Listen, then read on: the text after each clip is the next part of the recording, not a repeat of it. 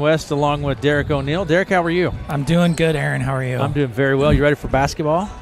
I'm pretty ready for basketball. It's been a while since you and I have done this. It has been a minute.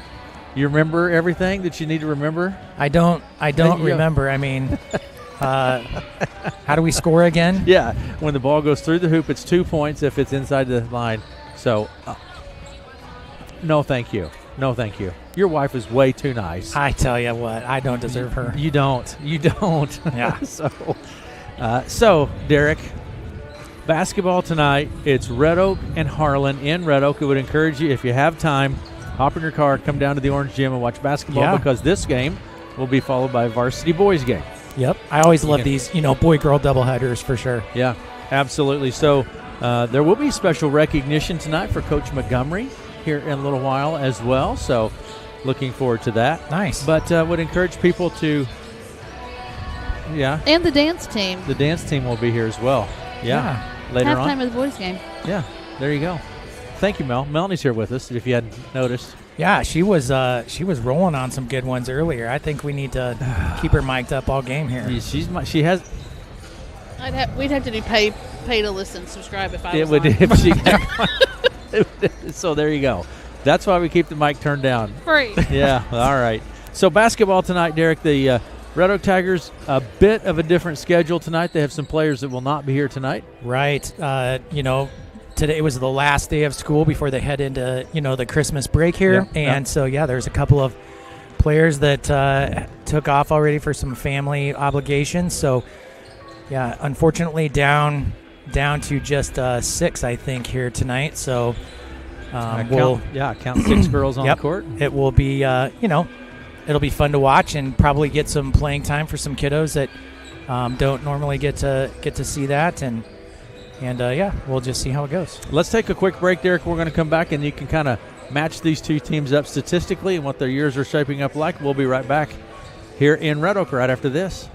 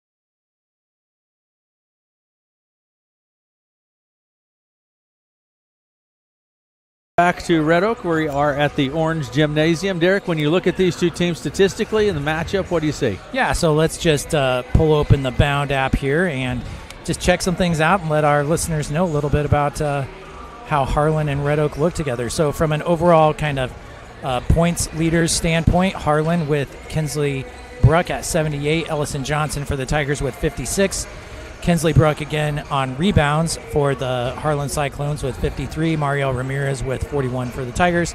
Assists, Keely Jones for the Tigers at 14. And Brinley Van Bale at 17 for Van Balla. Van Balla. It's Balla. a You know Van what? Balla. Thank you. Van Balla. If your last name is Balla, you're playing basketball. So from an overall head-to-head kind of team stat standpoint, then Harlan takes the edge with points scored, and Red Oak has just slightly more points against. Point difference is 5 for Harlan, 6.9 for Red Oak. The field goals attempted from a percentage standpoint, 30% for the Cyclones, 27.1 for the Tigers. 3-point percentage, 23% for the Cyclones, 16.4 for the Tigers. Overall, between regular field goals and 3-pointers, there you got 33% for the Cyclones, 30.5 for the Tigers. Free throws attempted, 62 of 98 for the Tigers, 51 of 101 for the Harlan Cyclones. When it comes to total rebounds, Cyclones take the edge at 249 to the Tigers 231. Rebounds per game, 41.5 for Harlan and 28.9 for the Tigers. Blocks, you've got blocks per game, 3.3 for the Cyclones, 1.2 for the Tigers. And what it looks like, fouls per game, 12.7 for the Cyclones and 12.1 for the Tigers. So overall, Hawkeye 10 match, again, those stats and the stat leaders we mentioned, we've got a couple of players out for the Tigers, so that is going to make a difference in the game here tonight, I'm certain. The last 5 opponents for the Tigers, we've got a win against Stanton, a loss against Kemper Catholic, Shenandoah, a win against Essex, and a loss against Lewis Central. For the Cyclones, they have a loss against Glenwood, a win against Denison, a loss against Kemper Catholic, a win against Shenandoah, and a loss against St. Albert. So, historically, these teams generally match up pretty well. Harlan has really kind of dominated, I'd say, about the past 4 years. Previous to that, it was a lot of the Tigers. So, anything can happen in a Hawkeye 10 game. And, even though we're going to be down a couple of players here tonight, I'm pretty excited to see what some of the other freshmen, that are going to get the nod here for the start, what they can do here tonight, and possibly, change the tempo or come at it with a slightly different look. So that's what we've got. You got to show up and play the basketball game, Derek, that's for sure. So let's I'll tell you what, let's just run through the lineups here quick. We're going to start first with the visiting Harlan Cyclones. Claire Beaker is sophomore, 5'5". Lauren Schmitz, a senior, 5'7". Aubrey Arkfeld, a sophomore, 5'6". Ellie Albertson, a sophomore, 5'11". Isa Sonderman, a sophomore, 5'9". Aspen Beaker, a sophomore, 5'6". Aubrey Wegner is a 5'10" junior. Taylor Hazy, a junior, 5'8". Kenley Stork, a sophomore, 5'8". And Maslin Nelson is the sophomore, 6 foot. Starters for the Cyclones: Caitlin Kester is a senior, 5'8". Addison Wicks is a senior, 5'9". Brinley Van Balla is a junior. Van Balla is at 5'6". Avery Mann's a junior, 5'7", and Kinsley Bruck is a 6'2" junior. For the Red Oak Tigers tonight, reserves will be Anna Torres. Starters for the Red Oak Tigers tonight: Ellie O'Neill, freshman, 5'7". Kaylee Erickson, a freshman, 5'2". Natalie Johnson, a junior, 5'8". Mario Ramirez, a junior, 5'7". And Emily Siebenecker is a senior, 5'6". There we go. We're going to take a break. We'll be back with the opening tip right after this.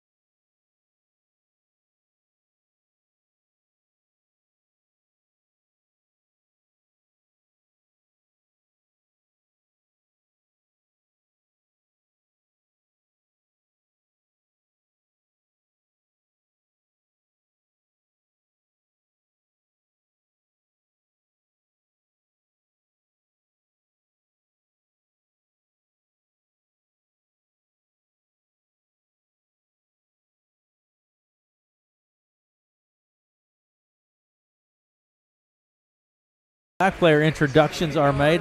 So, Derek, as a dad tonight of a basketball player, how are you going to do? Well, I mean, I've done this a couple of times with Ellie out there, just never as a starter. So you're going to be all right. So we're just a few minutes away. We're going to have our national anthem here, Derek. We're going to step away for our national anthem. We'll be back with the opening tip right after this.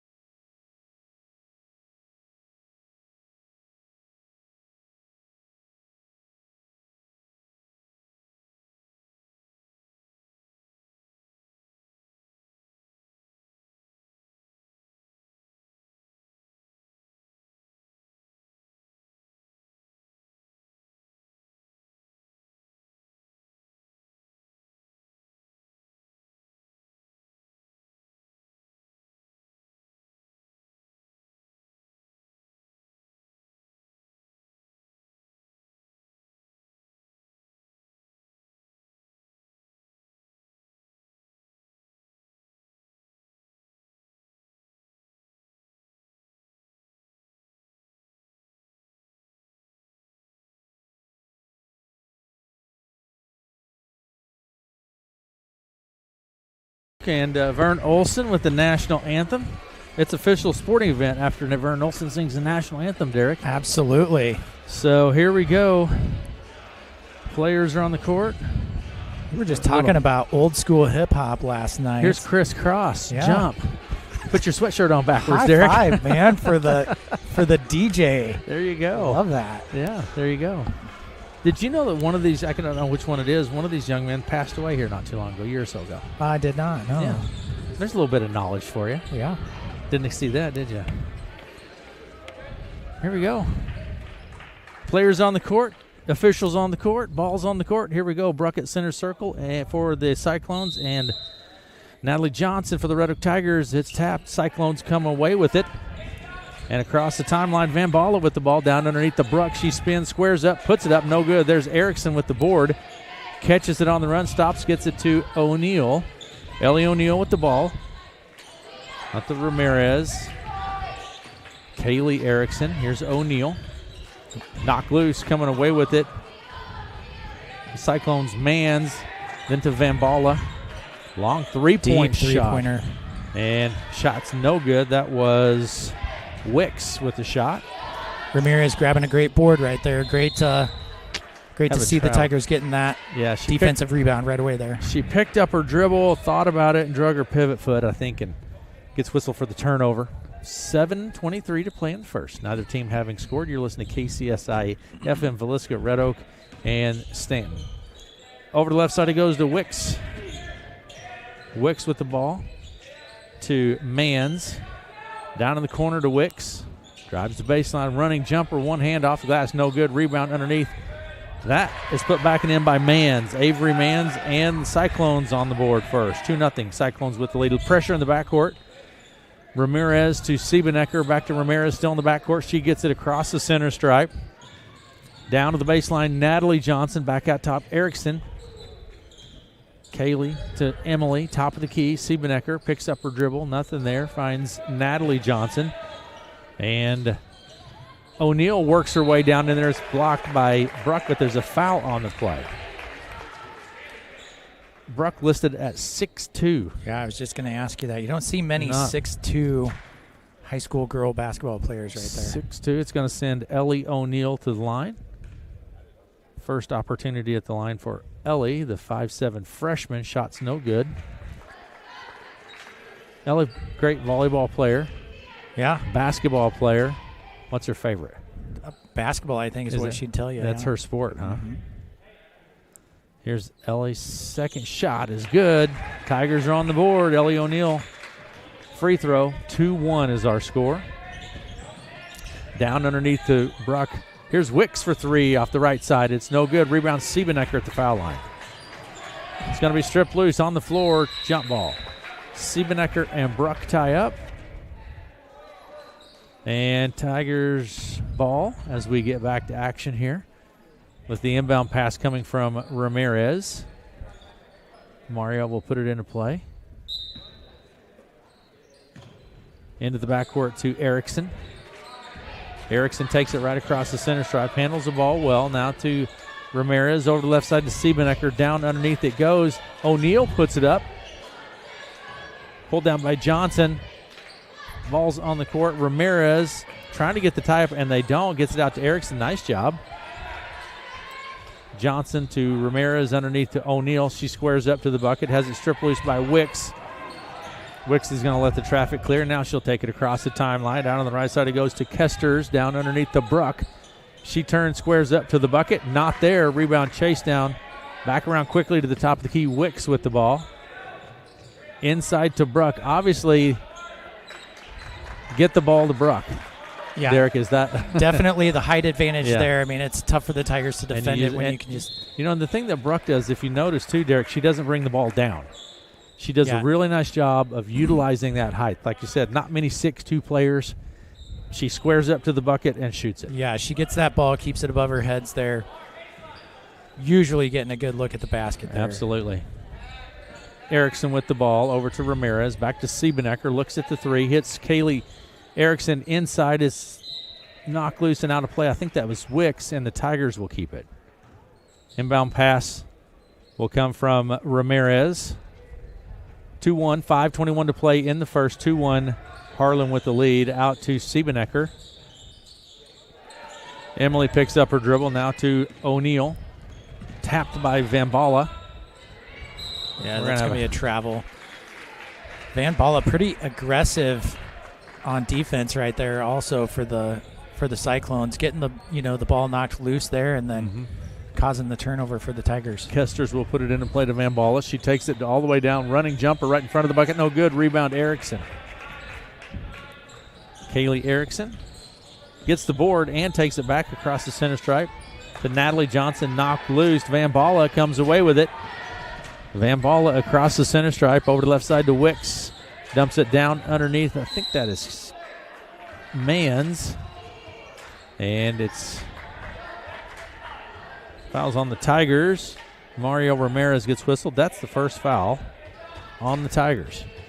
Inbound pass from Van Balla to Mans. Wicks.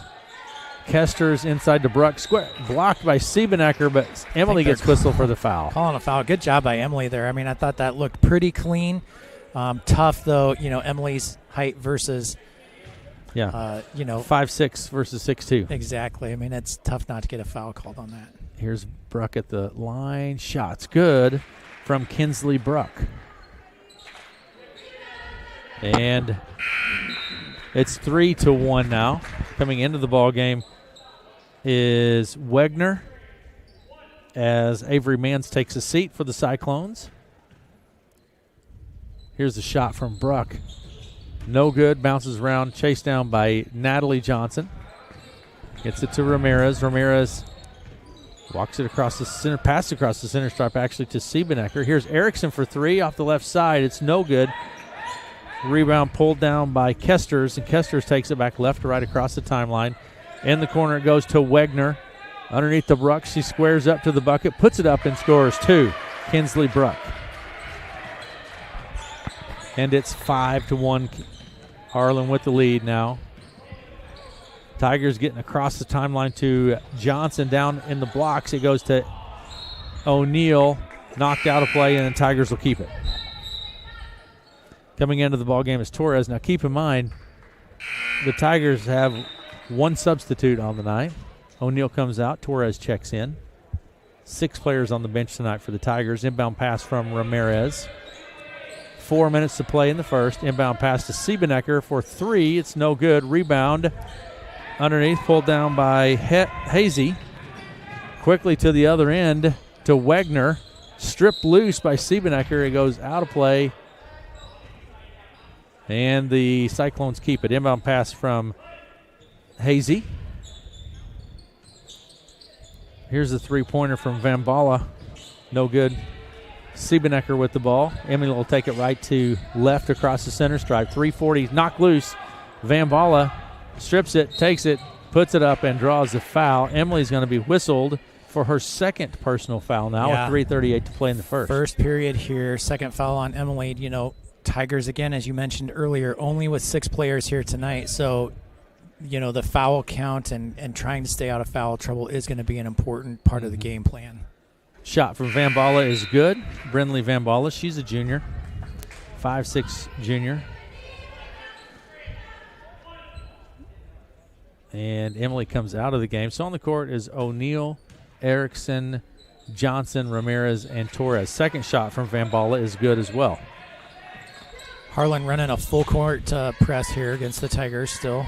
7-1, Harlan with the lead. 3.5 minutes to play in the first. Here's the mid-range jumper from Erickson. It's good for 2. Kaylee Erickson. Great job by the Tigers with their press break, keeping the ball moving, finding the open shot, getting the 2. Yeah, a shot from Wagner. Three-pointer, no good. Rebound, Wicks. Wicks out to Wagner. Aubrey Wagner drives in, puts it, blocked by Johnson. And they have a jump ball. Cyclones keep it. Van Balla will put it into play from the baseline for the Red Oak Tigers, or for the Harlan Cyclones. Red Oak Tigers defend. Inbound pass to Bruck right underneath, and she puts it in for 2. What do you do for that, Derek? Yeah, I don't know. mean, it's tough. That's tough, other than just maybe being the face of the person inbounding the ball there. And this tapped and stolen. Van Balla puts it up. It's no good, and then we're going to have a jump ball. Ramirez and Wagner tie up. Aubrey Wagner. Tigers ball this time. Full court press, looks like, from the Cyclones. Inbound pass from Ramirez to Erickson. Through her hands, Wagner's there to get it, put it up, and score 2. Aubrey Wagner with a couple more. It's 11-3. Yeah, Harlan running a zone full court press here. O'Neal down to the blocks, tries to go cross the lane to her player in the blocks, and it's picked off. Hazy with the ball, puts it up off the glass, no good, but there is Bruck with the board and the putback. Kinsley Bruck. 13-3. 2:25 to play in the first. Cyclones with the lead. Passes a little long and goes out of play. Cyclones ball. Yeah, Tigers are trying, you know, they got the right concept there with the press break attempt there and keeping the ball moving. Just need to try and get a little more precise with some of those passes there. Lauren Schmitz checks into the ball game for the Cyclones. Van Balla goes right to Schmitz underneath the Bruck. She squares, puts it up, and scores 2. And she has 9 points, 9 of the 15 for the Cyclones. Bruck does. Inbound pass is knocked loose by Wagner, but the Tigers will keep it. It bounces out of play.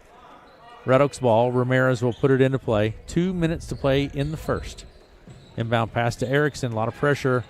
Keeps her dribble. A nice job by Kaylee to keep her dribble there. And Tigers ball. Johnson to O'Neal. Coming away with it then is Hazy. Hazy pushes it up the court quickly, all the way to the bucket, and draws the foul. Natalie Johnson will be whistled for the foul.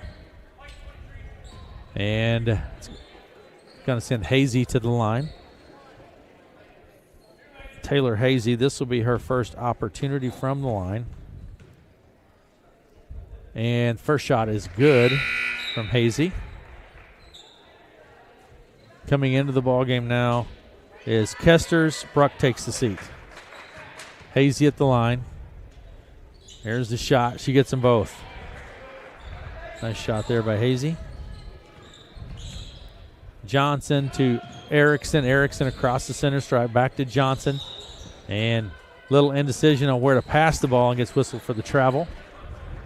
Minute 40 to play in the first. It's 17-3. Cyclones with the lead. Van Balla across the timeline. Down underneath it goes to Hazy. She spins, squares up, puts it up. It's blocked by Ramirez, picked up by Johnson. Natalie Johnson now to Ramirez. Ramirez, a little pressure from Wagner. It's going to be tapped, knocked loose by Van Balla. Brindley Van Balla, and it goes out of play. Tigers ball. And here we go. Inbound pass to Erickson. Kaylee Erickson brings it right across the timeline. A little pressure from Wagner, but not too intense. Johnson to Ramirez. Right side for three. It's Erickson. It's good. Kaylee Erickson for three. Yeah, great ball movement by the Tigers right there, getting it over to Kaylee, and she drops the three for the Tigers. It goes to Wagner in the corner. Skip it across, down underneath quickly to Hazy. In the corner it goes to Mans.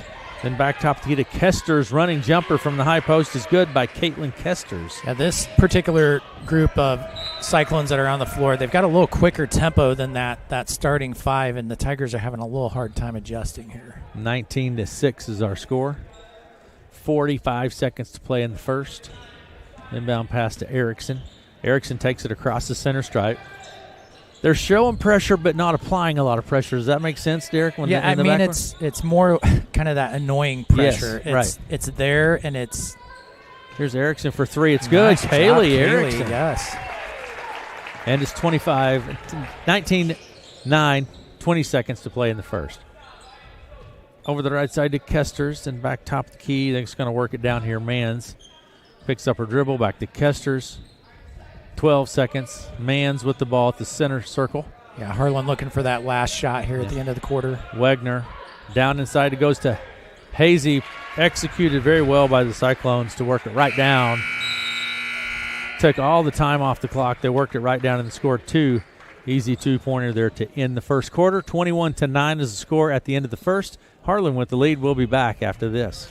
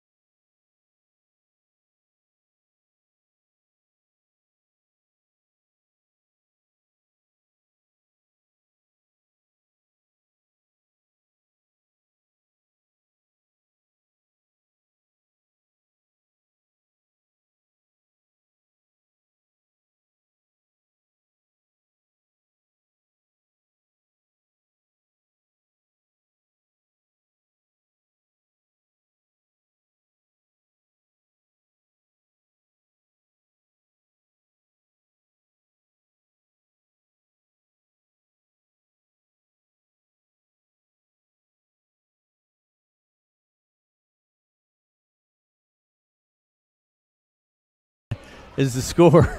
Do I need to separate you guys? Seriously. Yeah. I was tapping Melanie to tell her to. You hit me first, so I had to hit it back. We spend a lot of time telling her that together. you're coming back, and then you Okay. completely missed that. I have three cracked ribs, and I'm going to continue. Here's the shot. The three-pointer is no good. And Van Balla with the board. Underneath the Bruck, she squares up to the bucket, puts it up. It's no good. Rebound Johnson. And foul on the play. On the Cyclones there, I think number 5. Schmitz, Lauren Schmitz. So there you go. 21-9 is our score. Here we go in the second quarter. Harlan's showing their zone press here, full court press. Inbound pump comes to O'Neal. O'Neal to Siebenecker. To Erickson, still in the backcourt. Now to O'Neal across the timeline. It's knocked loose. And Cyclones ball off the foot of the Tigers. Inbound pass from Lauren Schmitz. She's a senior, a 5'7" senior for the Cyclones. To Van Balla. In the corner it goes into Bruck. And again, Bruck does such a nice job of just squaring up to the bucket. Yeah, she posts up well and just most of the time has a great shot there, just right little bank shot. 7:26 to play in the half. 21-9 is the score. Inbound pass to Schmidt and travel. Yep. That was Mans. She's tried to fake it and then stuttered a little too much. Gets whistled for the travel. There's the pressure in the backcourt again. Erickson to Siebenecker. Over to O'Neal. Siebenecker and then to Erickson. Handled that well. And then Erickson double team. Has her dribble. She Timeout. Carter calls a timeout for the Tigers. It's a 30-second timeout. 7:12 to play in the half. 21-9 is the score. Right back in 30 seconds.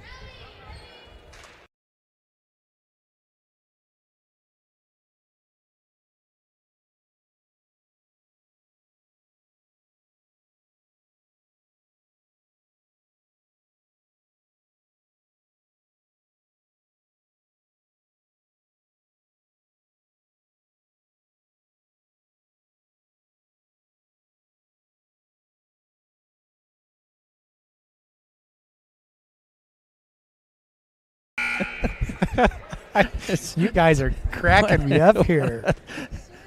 Here, I had to turn your mic down. Are we going over there? You got us rolling? We're rolling. All right, everybody online, they're thinking, what in the world? Aaron's. Goodness gracious. He's on Christmas break. Oh, my. That is true. Down underneath it goes to Erickson. Siebenecker with the ball at the top of the key, works her way around to the left side. Picks up her dribble. Pressure from the Cyclones. Now to Natalie Johnson, right side Erickson. Erickson drives down, kicks it to Ramirez for 3. It's no good. Rebound chased down by Schmitz.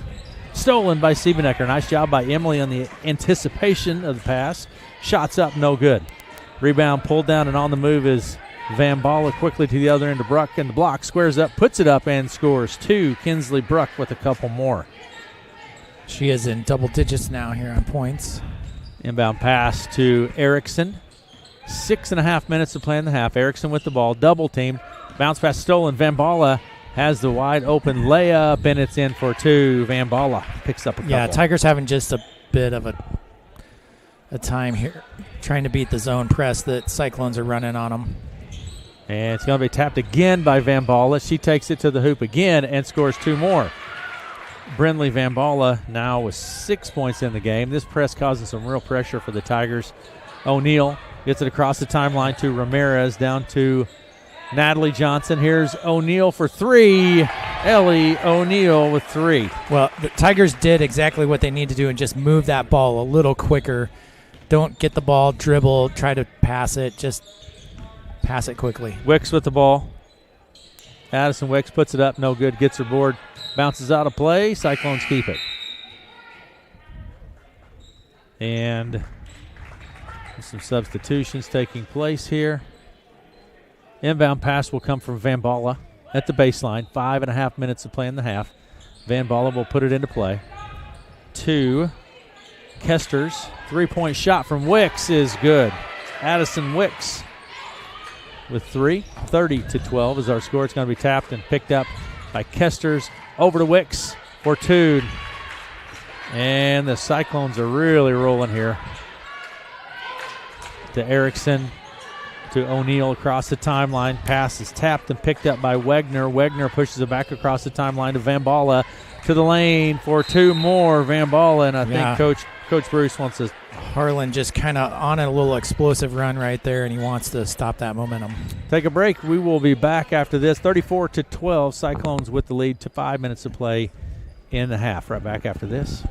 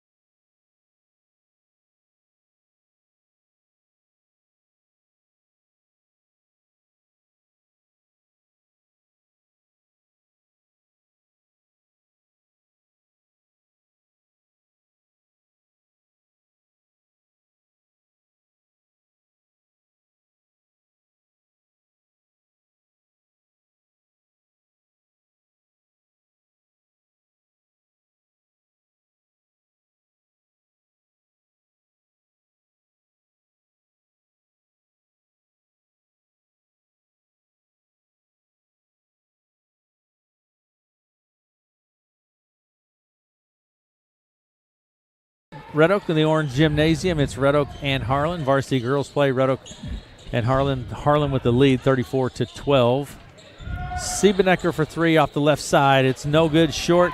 Rebound Kesters.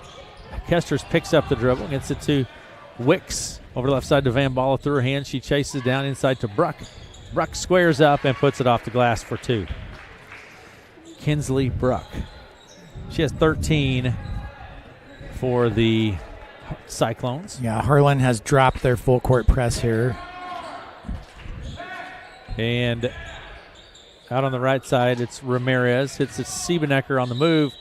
Emily puts a shot up. Count the bucket. Yeah, good job, Emily, there. Just great post-up move. Turns around, squares up, gets the bucket and the foul. Hopefully she can turn this to a 3-point play for the Tigers. Foul's attributed to Addison Wicks. That's her first. It's going to send Emily Siebenecker to the line. And Emily's first opportunity from the line here this evening. Shot's no good. Rebound, Wagner. Wagner to Van Balla. Now to Bruck at the high post. She kicks it in the corner to Wicks. Down underneath, it's tapped loose, out of play. Last touch, Cyclones. Nice job by Emily Siebenecker to create the turnover. Cyclones, I think, are going to keep the ball. Yeah. That's right, Derek. I was just making sure you were paying attention. Thank you. Here's Wagner with the ball in the corner. It's no good. Rebound, O'Neal. Ellie takes it across the timeline. Picks up her dribble to Siebenecker, left side, down to the baseline. It's out of play. That'll be Cyclones' ball. Great observation. Yes, thank you. 3:55 to play in the half. 36-14. Van Balla brings it across the timeline to Kesters. Down underneath it goes to Bruck. No good. Rebound, O'Neal. Ellie back right to left across the timeline. And definitely the tempo of the game has changed. Three-pointer from Siebenecker is no good. O'Neal looks at the three from the top of the key, picks up her dribble now to Erickson. Kaylee Erickson. Great little give and go between Emily and Kaylee right there. It just doesn't get transitioned into the 2 points there. Van Balla takes it to the hoop. Nice move to the bucket by Van Balla. I have her for 8-10. I have her for 10 on the night. That's what the board shows too. My stats are not official, I would say. O'Neal. It's going to be knocked loose. Wicks comes away with it. Wicks left to right. Across the center stripe.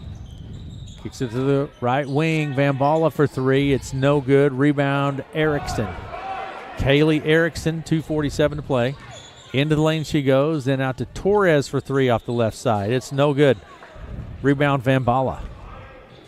Van Balla back left to right. Out in the corner to Wagner. Now to Wicks. Inside Bruck. Kick it out to Kesters for three. Nope. Rebound, Wagner back up. Hits off the back of the backboard and goes out of play. Yeah, the Tigers are, I'm observing they're definitely slowing down a little bit, I think, with the lack of extra players here tonight and the substitution opportunities. They're just getting a little more tired here at the end of the second quarter.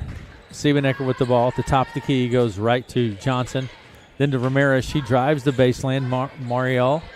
It's double teamed and then stripped loose by Wicks. Outlet pass to Van Balla for two. Van Balla with two more. Brindley Van Balla. Yeah, Emily right there, but she pulled up just a bit to avoid the unnecessary foul.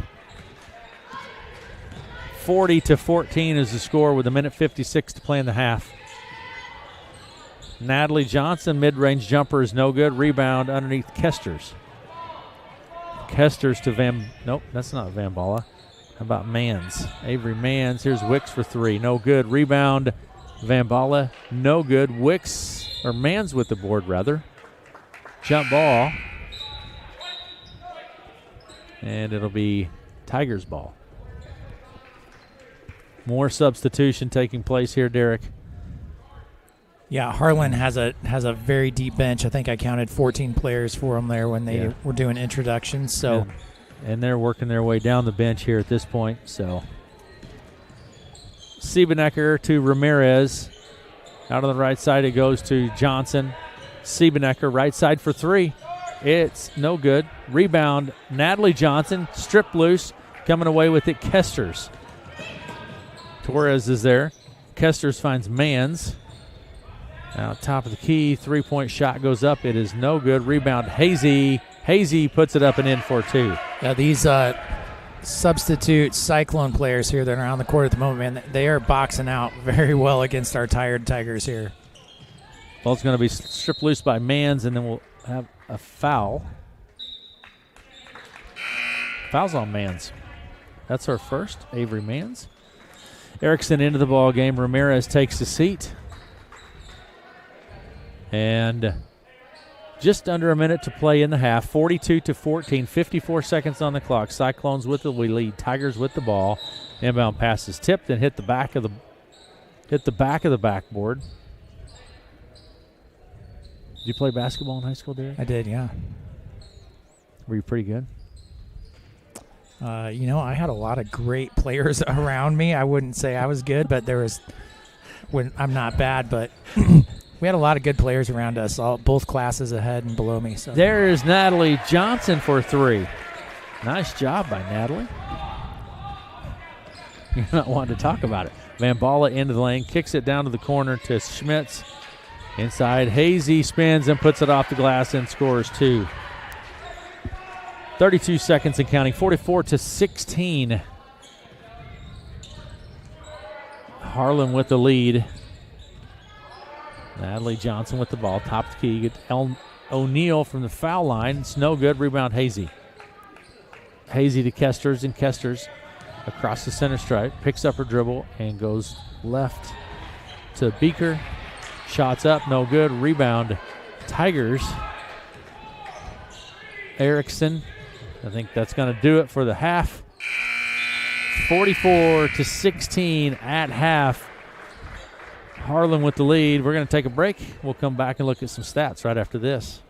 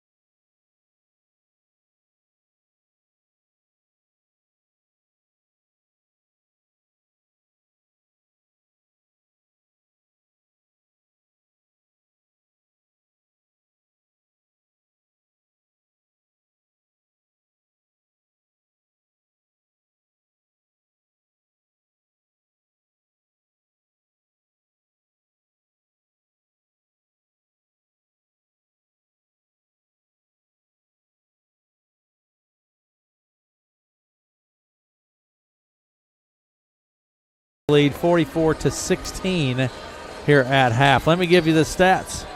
We'll start first with the visiting Harlan Cyclones. Caitlin Kesters has 4 points in the first half. Addison Wicks with 3. Brinley Van Balla has 12 points, 10 of which came in the second quarter. Avery Manns with 2 points. Aubrey Wegner with 2. Kinsley Bruck has 13 points, 1 of 3 from the foul line. And Taylor Hazy with 8 points on the night for the visiting Harlan Cyclones. Harlan leads at half by a score of 44-16. We'll be back and look at the stats for the Red Oak Tigers right after this.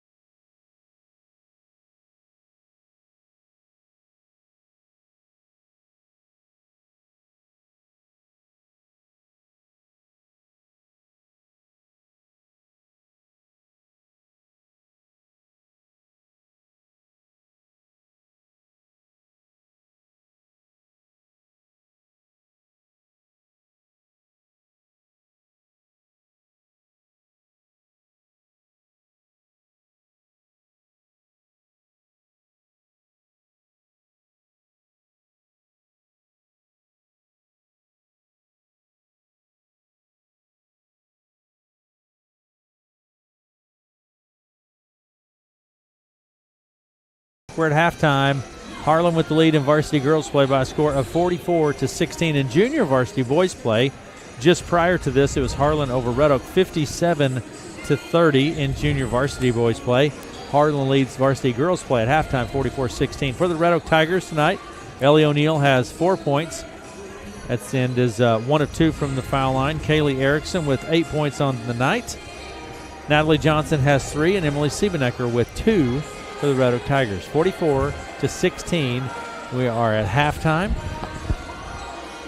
Brenda Lee rocking around the Christmas. This is not a song That's not Brenda Lee. Yeah, it is. No, it's not, honey. Yes, it is. I bet. You want to make a bet? Who is it? Not Brenda Lee. Rocking around the Christmas tree. The original, but this one isn't Brenda Lee. Get your Shazam on. I can't hear it through my headset. That's so not Brenda Lee. That is. Hurry. It's a. Well, Derek can step down there and look at the. No, actually, it's a iPad that Kip's carrying around, so I can't look at it. It's not going to be Brenda Lee. We'll see. I don't know. I hope it is, because if it's not, I'm never gonna live this down. Oh, it's not. Who was it? Love to Sing. Yeah, that ain't Brenda Lee. It's a knockoff. I have my headset What on. did you use to find that? Shazam. Oh, okay. Shazam. Right. Okay. Well, we're glad you could get in on that, folks. Merry Christmas to one and all. That's what this whole night has kind of been like that. I say something and Melly says something different all night. You know, she's right. So that's what I was. Thank you, Derek. Yes, exactly. I was like, how could I just sit here and not? I'm very sorry. Help. Oh gosh. I'm glad you could recognize that, Derek. We're gonna take a break. And we'll see you on January 2nd. No, we'll be right back after this. Actually, we'll be right back. We're going to be here all night.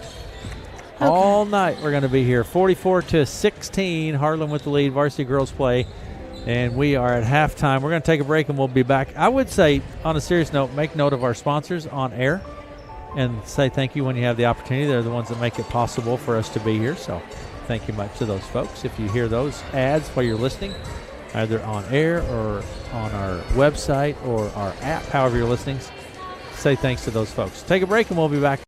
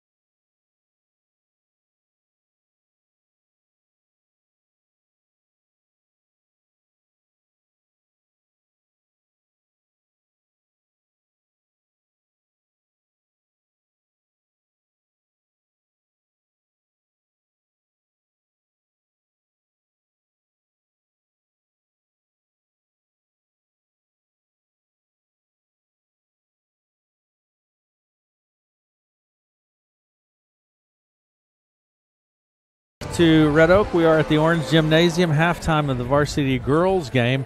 In the junior varsity boys, it was Harlan over Red Oak 57-30. Halftime here, it's Harlan over Red Oak. Do you have a favorite Christmas song? We've had Christmas halftime. Do you have a favorite Christmas song? Kids Bop. Kids Bop. Love Christmas. What's this app he's listening to? Love to sing. Love to sing. That's what it is. No, but in real life, do you have a favorite? Are you asking me? Well, yeah, you and who else? I'm only talking to you and Derek. I'm talking to everybody in the country. I know, but they listening can't here. talk back. I have a lot that I like, and I think I told you this morning on air that I have like Frank Sinatra, Andy Williams, Dean Martin. They do Christmas, in my opinion, the best. But there are a lot of good. I like "Drunk on Christmas," that new Darren Criss and Lainey Wilson song. So pass inside to Kesters. Here's Wicks for three, and the Cyclones just pick up right where they left off, Derek. Wicks with the three-pointer, and it's 47-16. I think, Derek, what you have to do if you're the Tigers is just try to grab the good that you can, the positive plays that you can on this, and just try to learn from it, I guess. Definitely. Stay out of foul trouble. Yeah. Try and keep the tempo up as much as possible. Nice move to the bucket by Ellie O'Neal for two. And the Tigers score. 47-18. Inside it goes to Bruck. Three-pointer from Mans is good. And it's 50-18. Siebenecker with the ball. Hits Erickson on the move, blocked from behind by Bruck. Gets her own board, then kicks it back top key to Siebenecker. Over the left side to Ramirez. Back to Siebenecker. Siebenecker into the lane, has it knocked loose. And jump ball. Cyclones ball? Nope, Tigers ball. 50-18. Inbound pass will come from Ramirez to Erickson. Kaylee with the ball at the top of the key. Over to the right side to Siebenecker. Here's Ramirez for three. It's no good. Rebound, Van Balla. And Van Balla is going to take it right to left across the center stripe. Jumper from the high post is no good.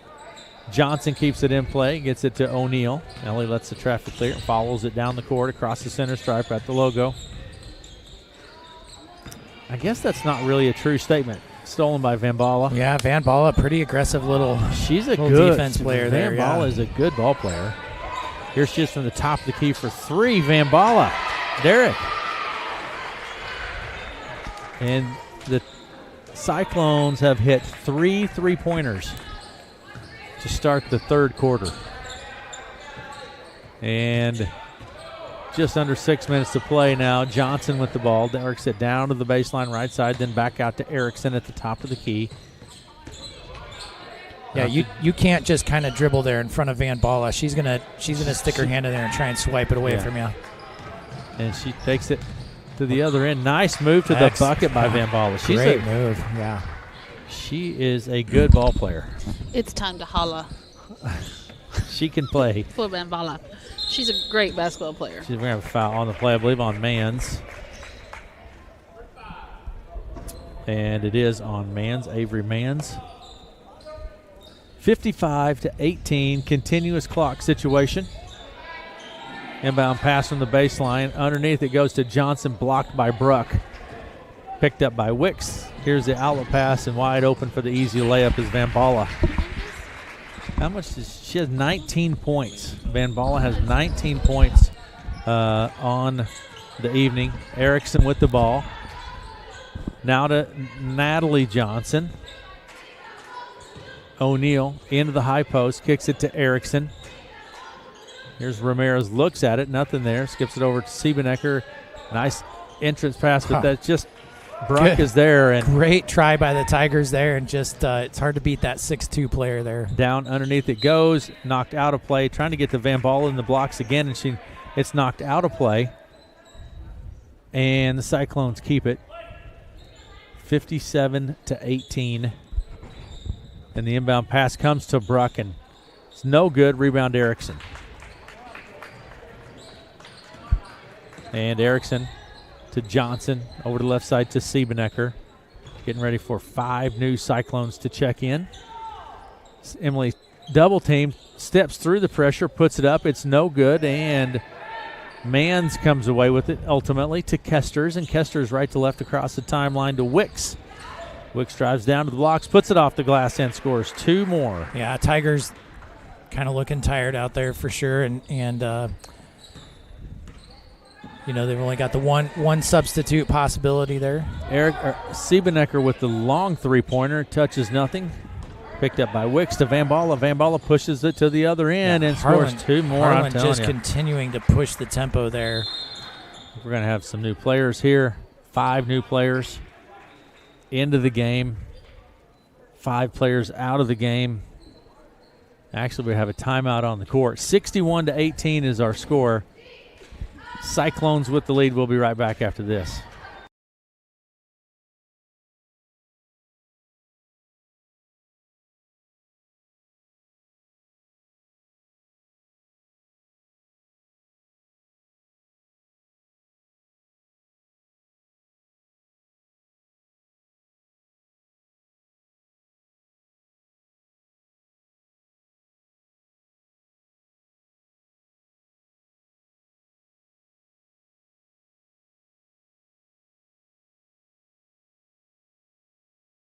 Get back at it here. Inbound pass comes to Erickson. Continuous clock. Erickson with the ball, works her way to the left wing. Picks up a dribble, finds Siebenecker. Siebenecker to Torres. Torres works her way down to the blocks, underneath, knocked loose, and the Cyclones will have it. Bounces off the Tigers. Cyclones ball. The inbound pass will come from Hazy. Taylor Hazy, junior, 5'8" junior. I mean, the thing you need to remember here is even though Cyclones substituted in, a whole group of new players here, this group is just as eager to play and score and be aggressive as, the starting 5 that were out there too. So, and we have a foul attributed to Kaylee Erickson. That's her first personal foul. That will send Beaker to the line. Shot is no good. Aspen Beaker. 61-18, 2:47 to play in the third. Here's the second one from Beaker. No good. Rebound, Hazy. She puts it back and in for 2. Taylor Hazy. So what is the continuous clock rule when it comes 35 to points? 35, but then, free throws, they stop the clock? Yes. Okay. Other than that, they're pretty much going to, injury timeout or officials timeout or clock. But other than that, it's going to run. Okay. And pressure, knock loose. Hazy coming away with it. Hazy pushes it to the other end. A little collision there. Hazy and Torres. Fouls on Torres, I believe. It is on Torres with her first personal foul. Hazy will go to the line. She is 2 of 2 from the line tonight. Hazy. Shot, no good. 63-18. Coming into the game, Johnson. And Kaylee Erickson checks out of the ball game for Red Oak. Taylor Hazy at the line. She's a junior, 5'8" junior. Shot is good from Hazy. No pressure here in the backcourt. 64-18. 2:15 and counting. Natalie Johnson takes it right down to the blocks, puts it up, and foul will be on Wagner. Aubrey Wagner, that's her first personal. Natalie Johnson will now go to the line. First opportunity from the line for Natalie. She has 3 points in the game. Shot, no good. Second shot from Johnson coming up. So, Natalie's second shot is no good. Rebound pulled down by Hazy. Hazy then takes it back right to left quickly. Into the high post, kicks it to the corner. Driving, running, jumper up, no good. That was from Beaker. This time the shot goes up and it's good. And that was from Beaker, Aspen Beaker. She's a sophomore. And Ellie O'Neill with the ball goes left to Ramirez into the lane, out to Johnson, over to the, or down inside, I should say. There's Ramirez, works her way down underneath, not much there, gets it to O'Neill and partially blocked, picked up, outlet pass to Wagner, and she puts it up, hits the rim, but Hazy follows it and scores it for 2. Yeah, these Cyclones just keeping that tempo going on the Tigers. It's just, really tough for them to keep that up at the moment. Minute 20 and counting. Stolen by Wagner. She's pushing it to the other end and knocked loose by Natalie Johnson. It goes out of play, and the Cyclones will keep it. Inbound pass will come from the baseline. 68-18 with just over a minute to play in the third. Inbound pass from Beaker to Hazy underneath. Puts it up. No good. Rebound kept in play. Picked up by Siebenecker. Emily with the ball. She takes it left to right. Across the center stripe. To the left elbow. Here's O'Neal partially blocked. And then we have a jump ball. Ramirez and Albertson tie up. Alternate possession. It'll be Cyclones ball. O'Neal comes out of the ball game. And Erickson checks into the ball game. Inbound pass to Aspen Beaker. And Beaker will bring it across the center stripe. Works her way to the right side. Pressure from Torres underneath the Hazy. She spins. Puts it up. No good. And jump ball. Jump ball. Tigers ball. 10 seconds and counting. 68-18. Ramirez will put it into play to Erickson. Haley shoots it from half court and it's no good. That's it for three. We're going to take a break and we'll be back with the fourth right after this.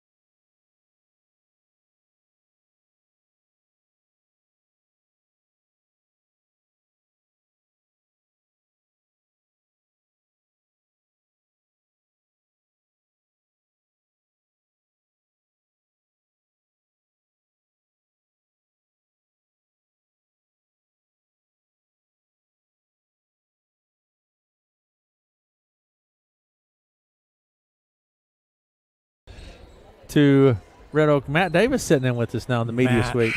I love getting some Matt wisdom here. Yeah, I just commented this is likely the last time that Red Oak and Harlan will ever, if the move happens next year, you will not see Red Oak Harlan competing in basketball after this year, right? it's very likely.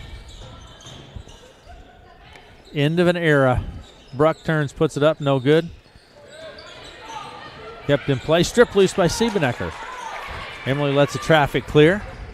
She'll take it across this timeline. Down to the baseline, picks it up. Jumper, no good. Rebound, Mans. Outlet pass to Kesters. And Kesters takes it across the center stripe. Down underneath the Bruck. She spins, puts it up, no good. Rebound, Torres. Torres to Erickson. Erickson finds Johnson. Natalie Johnson kind of slips and loses her footing, and it's going to be knocked loose. I tell you, Van Balla is, she hustles, does she? Absolutely. She is a great basketball player. Shot underneath Kesters for two. Caitlin Kesters. You know, I'm sure that the Tigers talked about it all week long, but they've really done a good job of keeping the fouls to a minimum and staying out of foul trouble here tonight. Siebenecker puts up the three. It's no good. There's Van Balla pushing it to the other end. Gets it to Wicks for the open layup for two. Addison Wicks picks up a couple. 6.5 minutes to play in the ball game. Here's Natalie Johnson, no good. Rebounds tapped and picked up then by Erickson at the top of the key. Siebenecker behind the arc. Left side, Natalie Johnson for three. It is no good. It's going to bounce out of play.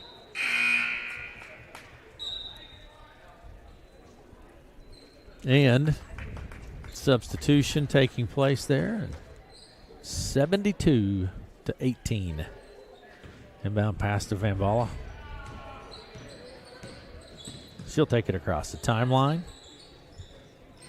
There's Mans running jumper from the right elbow, no good. Mans to Wicks behind the arc. She pulls up from the left elbow. It's no good. Bruck with the board. She squares up, puts it off the glass. No good.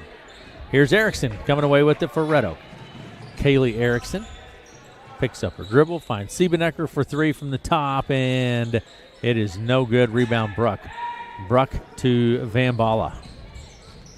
Out demands for three off the right side. It is no good. Hits the top of the apparatus. And it is out of play. That is out of bounds. That's out of play. Yeah. It hit the apparatus. Bounced up and hit the apparatus. So for those not watching, what is that? That's a shot clock. That's the structure up above the backboard. Yeah. That's holding the. It's a long disagreement between Aaron and I on the name of this apparatus. obstacle. He likes that term. He uses it in volleyball also. Apparatus. It's a running clock situation. 72-18. Foul on the play. And foul was on Ellie Albertson. That was her first. O'Neal will put it into play all the way out top into the backcourt. Erickson gains control of the ball, brings it back across the center stripe over to the right side to O'Neal. She drives into the high post. Jumper from the foul line's no good. Rebound pulled down by Ellie Albertson. Albertson to Beaker. Over the right side, Wegner underneath. Hazy puts it off the glass. No good. Rebound back up and in for two from Lauren Schmitz. Lauren Schmitz picks up a couple. And Erickson will bring it across the center stripe. Top of the key, foul line, kicks it to O'Neal at the top of the key. Here's Erickson on the left side. Jumper, mid-range, no good. Rebound, pulled down by Beaker. Aspen Beaker to Hazy to the other end. Double teamed and jump ball. We'll have a jump ball, and it will be Tigers' ball. The Tigers will put it into play. Natalie Johnson to Erickson, Kaylee Erickson. And Erickson kicks it out to Ramirez. Over to the right side it goes to Natalie Johnson. Bounce pass underneath. Nice job finding the open player there for the Red Oak Tigers. Mario Just Ramirez. Collapsed defense there. Left Mario wide open. She gets the easy two. Down underneath it goes to Hazy. She spins. Batted around.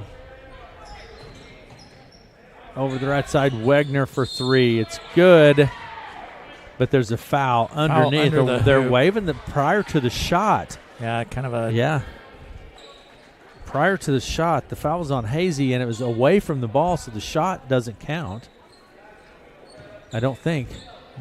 Yeah, he waved it off. Yeah. I didn't double-check the scoreboard, but, yeah, he waved it off. Shot goes up from Erickson. Not really going to make a difference in this game, but over to the left side it goes. Baseline left, Wegner for three. It's good. Aubrey Wegner for three from the corner on the left side. 77-20. Erickson into the lane. Here's Natalie Johnson for three from the right wing. It's no good. Rebound. Bounces out wild to the sideline.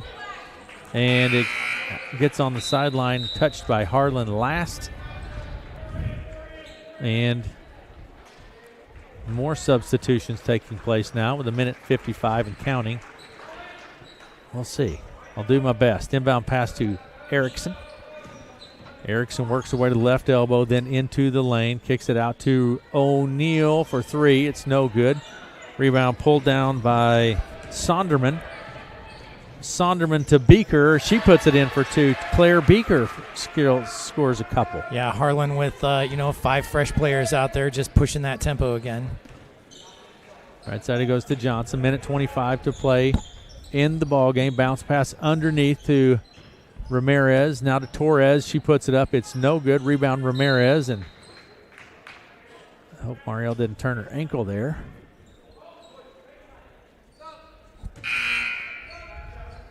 Looks like she maybe twisted that ankle just a bit.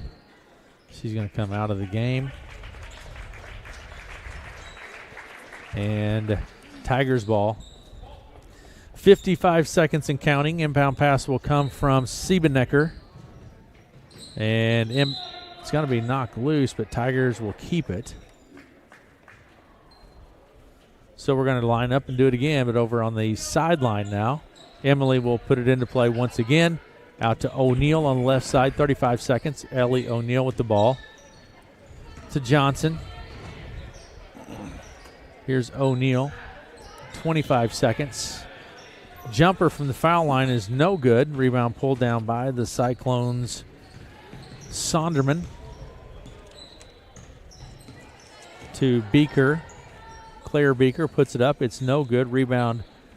And I think we're just going to run it across the timeline here. Natalie Johnson, 6 seconds, spins her way into the lane. We're going to have a foul with 3 seconds on the clock.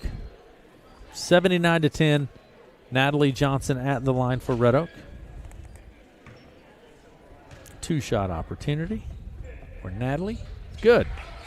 Shot's good. 79-21 is our score. Here's the second one from Natalie.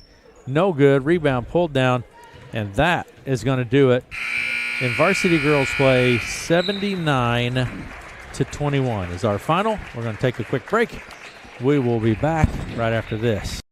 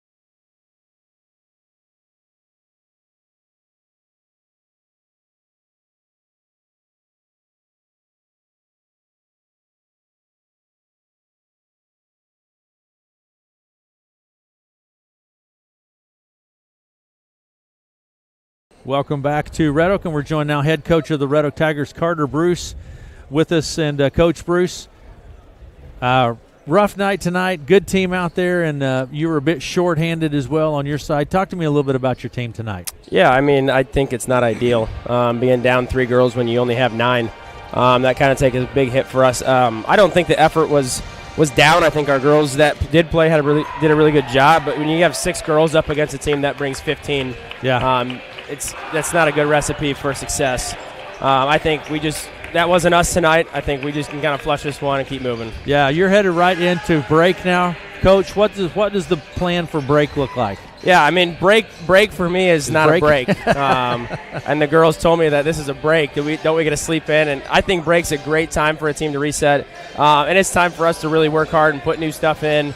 We get a lot of practice time, which we don't get during the weeks when we have these busy weeks. So very good. I'm excited for, after break, we get some games I think that are very winnable when we come right out. Hopefully we can get some momentum and just keep moving. Very good. Coach Bruce, thanks for coming to visit with us. Do appreciate it very much. Thanks, Aaron. Take care. Coach Carter Bruce with us. And our thanks to Coach Bruce for stopping by and visiting with us. We do appreciate it very much. We're going to take – are you there, Derek? I'm here. Okay. Thoughts on the game here, Derek?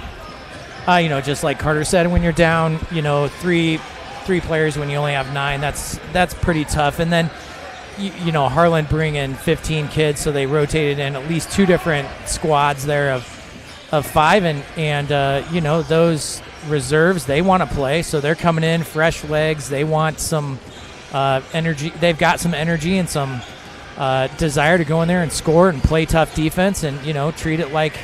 It's a good opportunity to get in there. So, hopefully they'll get a run a little bit of practice here, like Coach Bruce was saying, and work on some things and be ready coming out for 2026 and the basketball we've got left. Let me give you some stats here tonight in varsity girls play. First for the Harlan Cyclones, it was Claire Beaker with 3 points on the night. Lauren Smits had 2. Caitlin Kesters with 6. Addison Wicks ends the night with 11. Brindley Van Balla had 21 points and was 2 of 2 from the foul line. Huge night. Aspen Beaker with 2 points, 0-2 from the foul line. Avery Mans 5 points. Aubrey Wagner with 5 points. Kinsley Bruck had 13, 1 of 2 from the foul line. Taylor Hazy had 13 and was 3 of 4 from the foul line. For the Red Oak Tigers, Ellie O'Neill finishes the night with 6 points and 1 of 2 from the foul line. Kaylee Erickson had 8. Natalie Johnson finishes with 4, 1 of 4 from the foul line. Mario Ramirez 2 and Emily Siebenecker 2. And it was a victory for the Harlan Cyclones by a score of 79-21. We'll take a break and talk boys basketball right after this.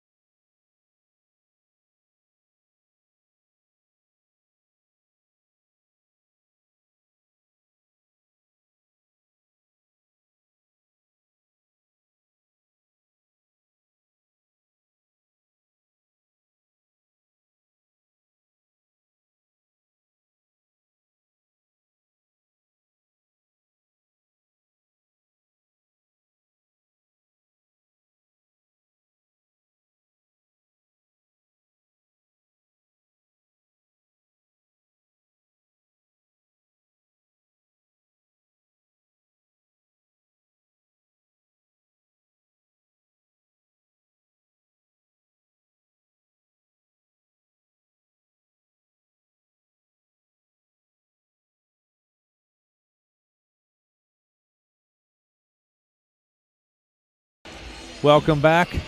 It's basketball time. Join now Matt Davis with us this evening. And Matt, are you ready for basketball? Friday night Hawkeye 10 matchup here in Red Oak Gym tonight.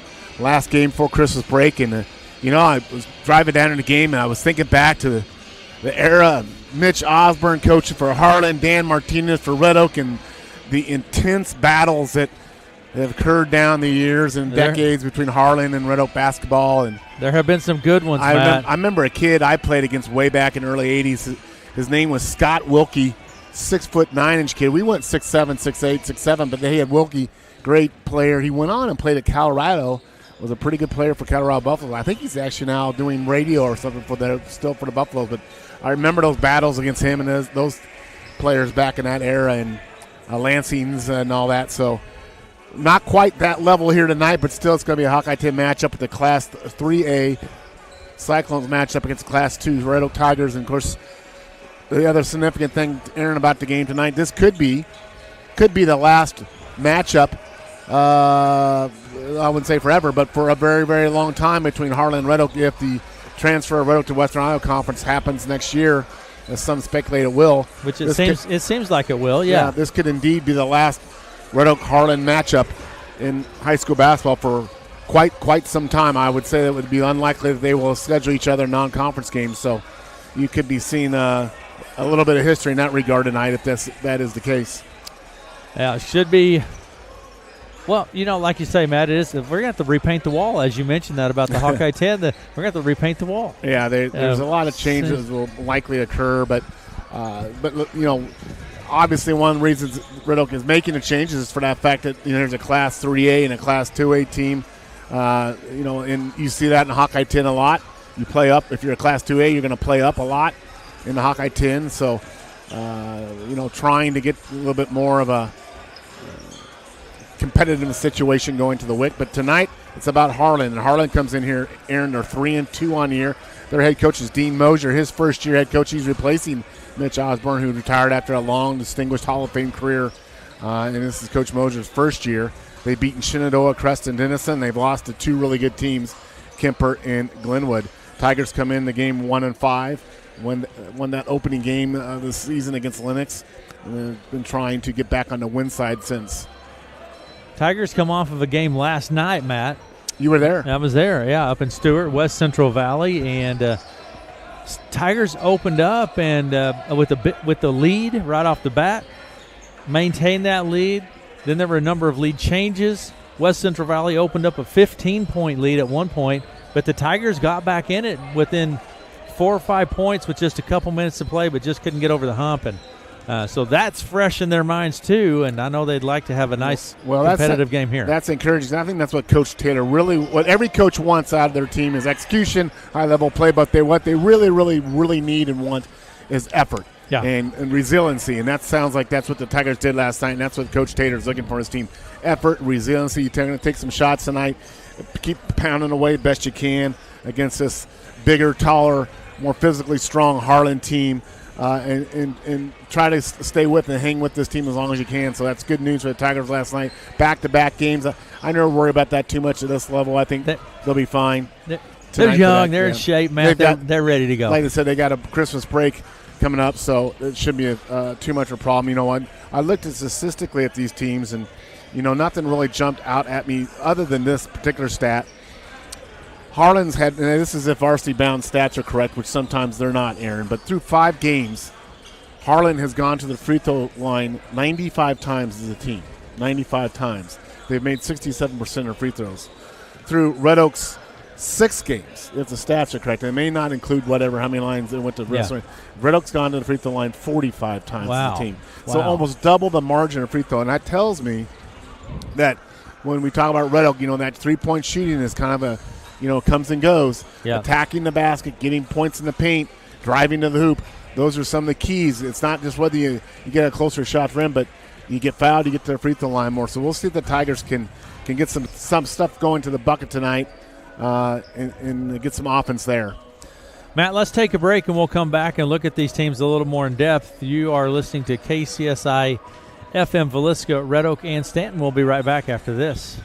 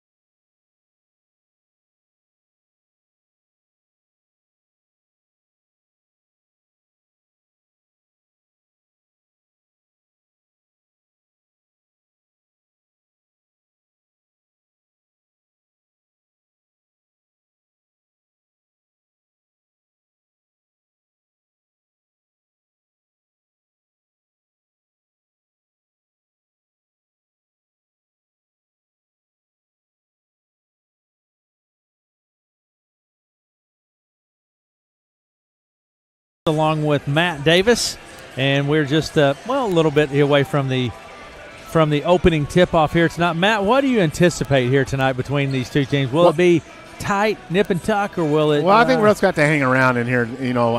Harlan's typically a physical team. They're going to be more physical. Of course, that's pretty much true with all the teams Red Oak will play. Just the style, the way Red Oak plays. I think Red Oak's going to have to mix it up a little bit more in the glass. Red Oak's, I think the one indicator I guess would be early on, the Tigers are doing a good job, especially on the defensive glass, Aaron, trying to limit Harlan to to one-shot opportunities. You know, some nights some teams are hot and some nights they're not, so Yeah. you don't know about that. But if you can do a decent job on the defensive glass and they have a good effort there, I think that would bode well for the Tigers tonight, and they're capable of it. Of course, Tigers are led by junior Reese Montgomery, all Hawkeye 10 first-teamer last year as a sophomore. He's 13 points per game, 13 rebounds per game. He's down a little bit in his points per game. He's getting a lot of double-team attention. Yeah. Everybody's trying to take him away offensively, but he's doing a tremendous job on the glass, setting the school record for a single game amount earlier in the season with 29 rebounds in the game. But like we said, a lot of things. The Tigers' key is to get some other offense production from some other guys, Aaron. Yeah. A.J. Beeson's capable of it. Carson Roeder will give you some points. But getting some other guys that contribute offensively is key for the Tigers. Hardin's got a good balance. Dallas McDowell, their senior, he's our leader, 15 points per game. And then they got some guys pretty balanced from there. Arkfield, seems like he's been there for 20 years, Gabe Arkfield. Kobe Clausen, Jake Wagman, is that how we going with it? Wageman? How are we going with that pronunciation? Wageman? Wagaman, I think. Colton actually. Schneider and Creed Bogus are kind of their top 6 rotation there, guys. But Harlan puts 54 points per game on the board, average offensively, give up 57 points per game defense. Red Oak only averaging 44 points per game, Aaron, so I think that's part of that struggle offensively, giving up 60 points per game. So, you know, for Red Oak's perspective, that's quite the differential in points. You need to get something going on, but you can get some things off your defense too, Aaron. You know, live ball turnovers almost invariably turn into points, so maybe the Tigers, Carson Roeder, we know, is just a great defender out there, steals, get some of those tonight. Hardin owns a rebounding advantage over the Tigers, 36 rebounds per game to 29. Fairly well even. Hardin, of course, shoots 67, almost 70% from the free throw line.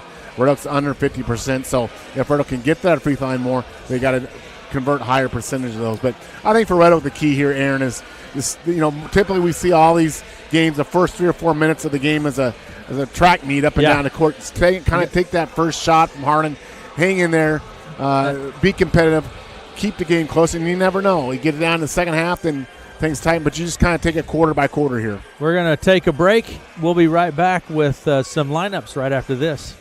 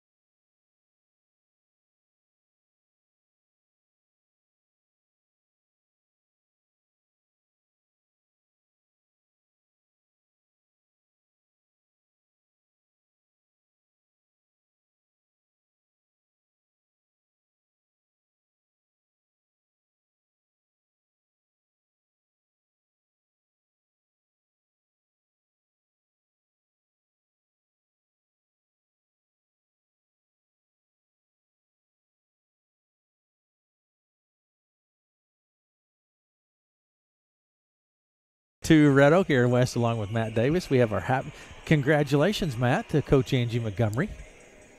for Coach Montgomery. What was she? Class 3A Western Iowa Coach of the Year. Yeah. In my opinion, she's the Iowa Coach of the Year. What a incredible career. What a 426 career wins. Most career wins, and yeah. And, that's one thing to say that, but when you go have to the other Angie Spangenberg, it's not like she had to really achieve a lot to get beyond Angie Spangenberg's record. So but what a great volleyball season it was, but here we are in basketball season. Seems like volleyball season is 100 years away, doesn't it? As we're in the midst of basketball season here. It sure does, absolutely. And they have dimmed the lights and are doing the announcements and here for the starting lines for the Harlan Red Oak game. But, I remember, again, I guess since we got a bit of time here, reminiscing about some of these Red Oak Harlan basketball battles way back in the day. And, just kind of like now, Red Oak was always kind of the underdog a little bit per se to that. Mm-hmm. But we had a pretty good run there in the mid-'80s and 90s where we were toe-to-toe with Harlan back and forth, winning, pretty even in wins and losses in relation to that. And one of the things I think was really key for Red Oak when that sustained success, Aaron, back in the 80s and 90s was Red Oak got a little bit of momentum with their program, and then it started to build. Kids started playing basketball, and it just kind of like what a volleyball program is now, where it's just everybody wants to be involved with the volleyball program from kids level all the way up, and it just kind of built momentum over time, and a lot of other factors that go into it as well. Sure. But it's kind of like you sit there and you think from your Red Oak perspective, gosh, can we ever get the program turned around? It can happen. Yes. It can absolutely happen. But it takes a little bit of spark in a program. It takes a little bit of commitment, a little roll up the sleeves, sweat equity in the program from all involved. But absolutely can happen. And I think from a Red Oak perspective, Aaron, the shift to the Western Conference could be a little bit of a spark. There's great teams in the West Conference. This is going to be a piece of cake. I mean, you've got Trainer. I think both their basketball programs are ranked number 1 in the state right now in 2A. Yeah, and you have Underwood, and they're traditionally strong. And HSTW and Riverside has come on. So strong, yeah, you bet. So, it's not going to be any easier, but I think it's a chance to get a fresh start in relation to seeing different teams, different gyms, a different kind of vibe going into it. And I think it's an opportunity for the Red Oak coaches and the Red Oak student athletes to really say, hey, let's take advantage of the opportunity and let's really knock down. But, much like the fall sports, that's for next year. Potentially this year is all about Hawkeye 10. And right now you have an opportunity for the Tigers to potentially face Harlan for the last time. So put your best foot forward tonight and take a shot at this and see what happens. And here we go. That center circle will be Gabe Arkfeld for the Cyclones and Reese Montgomery for the Tigers. Tigers come away with it. Tigers in their white uniforms, orange trim, Harlan red uniforms, white lettering. Roeder with the ball. Out to Beeson on the left side. Looks inside. Back to Roeder. Right side, Fisher. Top of the key, it goes to Beeson. Tigers moving around the arc here quite quickly. Roeder drives the baseline. It's going to be tapped out of play. Kept in play, and then last touched by the Tigers, they say. Carson made a nice drive on the baseline, but got up in the air and had nowhere to go and goes out of bounds. So it'll be Harlan basketball. The inbound pass will come from Bogus. Creed Bogus across the timeline. Around quickly to the left side to Arkfeld. Bogus with the ball, right side. Then to Schneider, out on the right side. Goes down deep inside to McDowell. Dallas McDowell with that headband and kicks it out to Bogus for 3. No good. Rebound. Fought for. Bounces off a couple players. There's Bogus. Fakes it. Takes it. No good. Then Montgomery grabs the board for the Tigers. There's that defensive rebound we talk about, trying to limit the Cyclones to one shot. And here's Beeson, deep 3. It's good, A.J. Beeson. Good to have A.J. see that first shot go through the rim, give him some confidence. And down to the corner it goes to Wagaman. Harlan's not a tall team, Aaron, by any stretch. In fact, I'd say Red Oak probably has a little bit of a height advantage tonight. And it's going to be tapped. The shot goes up. It's no good. Beeson comes away with it for the Tigers. Beeson to Fouts, out of play, Cyclones ball. The inbound pass will come from Wagaman. I liked what Ethan was thinking there, though. He was attacking the basket. So early substitution here, Gurney in for Fisher. But, yeah, I think the Tigers, there's definitely not a height. There's not a height. McDowell is their tallest kid, and he's listed, 6'2", maybe 6'2". Schneider 6'3". So McDowell with the ball, works his way around to the left side. Goes top of the key to Schneider. He drives down in the lane, clears some space, shots up. It's no good. Rebound Montgomery. Montgomery to Roeder. Red Oak leads 3-0, 6:15 to play in the first. Roeder to Beeson. He'll take the three off the left wing, and it's no good. Rebound. Chase down the corner. Fouts keeps it in play. It's going to be picked up by McDowell. McDowell quickly to the other end with the left hand for two. Dallas McDowell. Roeder. Pressure in the backcourt. Tigers need to come back and help him. It's it to Beeson across the timeline. In the corner it goes. Montgomery drives to the bucket, puts it up, and draws the foul. Should be 2 shots. We'll see if he gets them in the act of shooting there. Fouls on Wagaman. But Reeson with a really good pump fake got his opponent up in the air and didn't convert, but he'll have 2 free throws here. So Tigers, we talked about pregame, getting to the line. Here they are at the line early in the game. Reese Montgomery first shot. It's no good.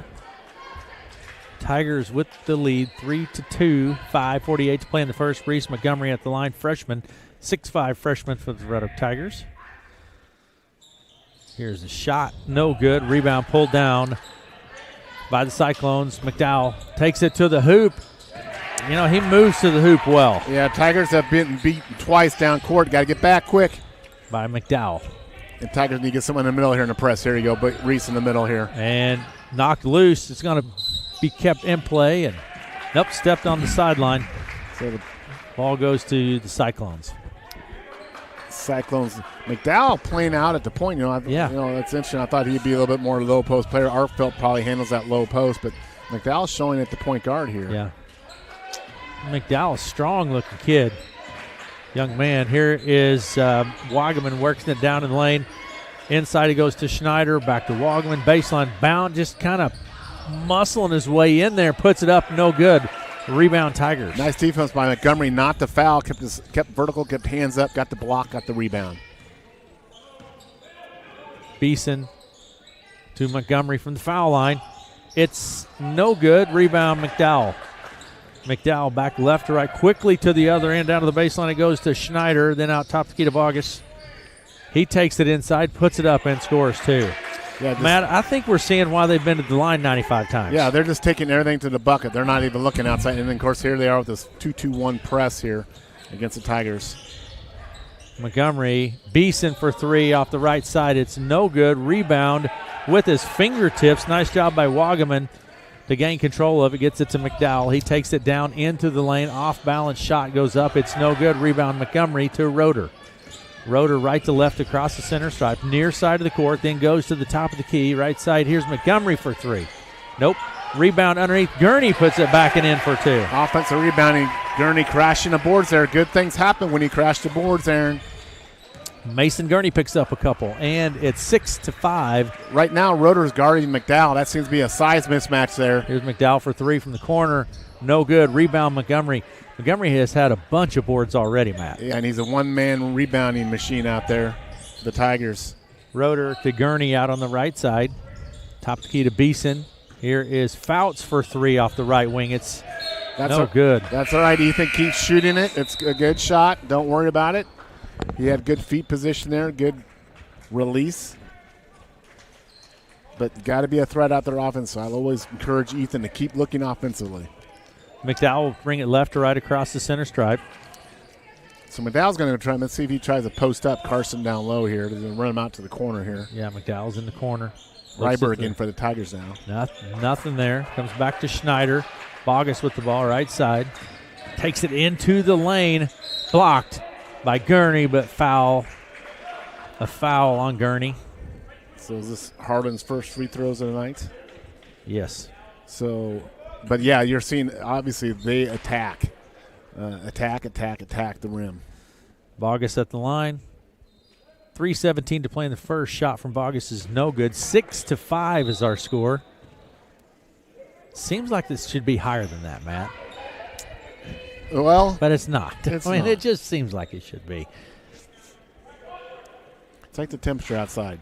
I thought it was supposed to be warm today. It's not, Aaron. You said it was going to be warm. It is warmer than it was yesterday. His second shot from Bogus is good. Yesterday was everything. It was rain. Yeah, it was spring. It was summer. It was winter. Everything. Here's Montgomery in the blocks. Kicks it out to Roeder for 3. It's no good. Rebound is tapped into the corner, chased down by Bogus. Here comes the outlet pass to Schneider. Pushes it to the other end. Schneider bounce pass underneath, stripped loose, and then kicked out to Wogman. Top to key McDowell. It is no good. Rebound, Ryberg. I love to see that rebounded by Dylan Ryberg. He's got the size down there. He just needs to be a beast on the board. Good job by him there. Here's Gurney to Roeder behind the arc. Over the right side to Gurney. Top key to Beeson. Then to Roeder behind the arc. 2.5 minutes playing the first. Montgomery works his way down in there. If you'll note, triple teamed, Matt. Yeah, and he's going to have a lot of kick-out opportunities, so the Tigers need to be ready for that and knock those down, because the only way you can release that pressure is knocking down shots, so people have to play honest straight up. But until the Tigers do that, they will continue to double and triple team Montgomery. Inbound pass comes to Montgomery. In the low post. There's Beeson for 3. It's good. Yep. A.J. Beeson. Another corner pocket shot there for Beeson. That was set up by a nice screen by Montgomery. Swinging the ball quickly around to McDowell. He drives the baseline underneath. Puts it up. It's no good. Rebound, Beeson. Tigers doing a good job on the defensive glass. And Beeson will bring it back across the center stripe. Over the right side to Gurney. Now to Roeder. Beeson, top of the key, 1:54 to play in the first. Roeder with the ball, looks at the 3, comes top of the key, now to Rydberg. Beeson, Roeder on the left wing, top of the key, Gurney for 3. It's no good. Rebound, Montgomery puts it back up and into for 2. Reese Montgomery. Yeah, eating up the glass there, put back 2 points, his first 2 points of the night. Yeah, Snyder with the ball from the right side for 3. It is no good. Rebound, Montgomery. Yeah, Reese has just got the height, the length, and more importantly, Aaron, he knows how to position his body to get that rebound as well. You know, he's got the athletic agility to get that rebound. Roeder for 3, no good. There's Montgomery again fighting for it. He got fouled there. Yeah, rebound Argonaut. Argensinger. They're going to get the foul on Roeder there. Only the second team foul on Red Oak. We've only had 4 total fouls in this game here. But who is that? I think they're going to get on Carson Roeder. I think you're right. That's his first? Yep. Inbound pass will come from McDowell. Dallas McDowell into the back arc to Argotsinger. You asking me Argot Singer. Yes. Argot Singer. With the ball at the top of the key is Bogus. Pretty good collision inside shot from McDowell is good. Fisher went flying there. I didn't see it, but yeah, it was Mason. Took a pretty good shot there. Mason's a tough kid, man. He is rock solid tough. Here is Roeder to Rydberg for 3. It's no good. Rydberg follows it and puts it in for 2. How about that? Look at that. There you go. Shoot your shot, follow your shot, Aaron. Good things happen. Again, Red Oak crashes the offensive glass. Nice job there by Dylan Wright. He's a kid with some confidence. I really think this kid has the potential to be a really good basketball. He's got the size. He's got the not only height but strength. I just think he needs confidence, and that'll be a big confidence booster right there for him. 35 seconds on the clock. 12-9 the score. Shot from Ryberg is no good. That's going to stay with Red Oak. Yeah. So missed the free throw, but it went off Harlan. So Red Oak with the shot here. Because we can say Red Oak always can save it for the last shot, but we know that's not going to happen. They're going to look for the first shot here they get, Aaron. Kind of how they do it, Matt. That's how they roll. Fouts with the ball in the corner. Finds Roeder, 32 seconds. Here's Montgomery for 3, and it's good. Nice Reese shot. Montgomery. Red Oak's third three-pointer in the first quarter, and Tigers playing well. Over the left side it goes to Kesters. He drives, puts up the jumper, no good. 18 seconds. Ryberg with the board. Now to Roeder. So Tigers can hold here. Yeah, 10 seconds on the clock. Play goes in motion. Fisher out on the left side to Ryberg. Top of the key, Roeder. 4 seconds. Shot goes up. It's no good. Rebound. Pulled down Argonaut Singer. No good. That's it for the first. 15-9 at the end of 1, and we'll be right back after this.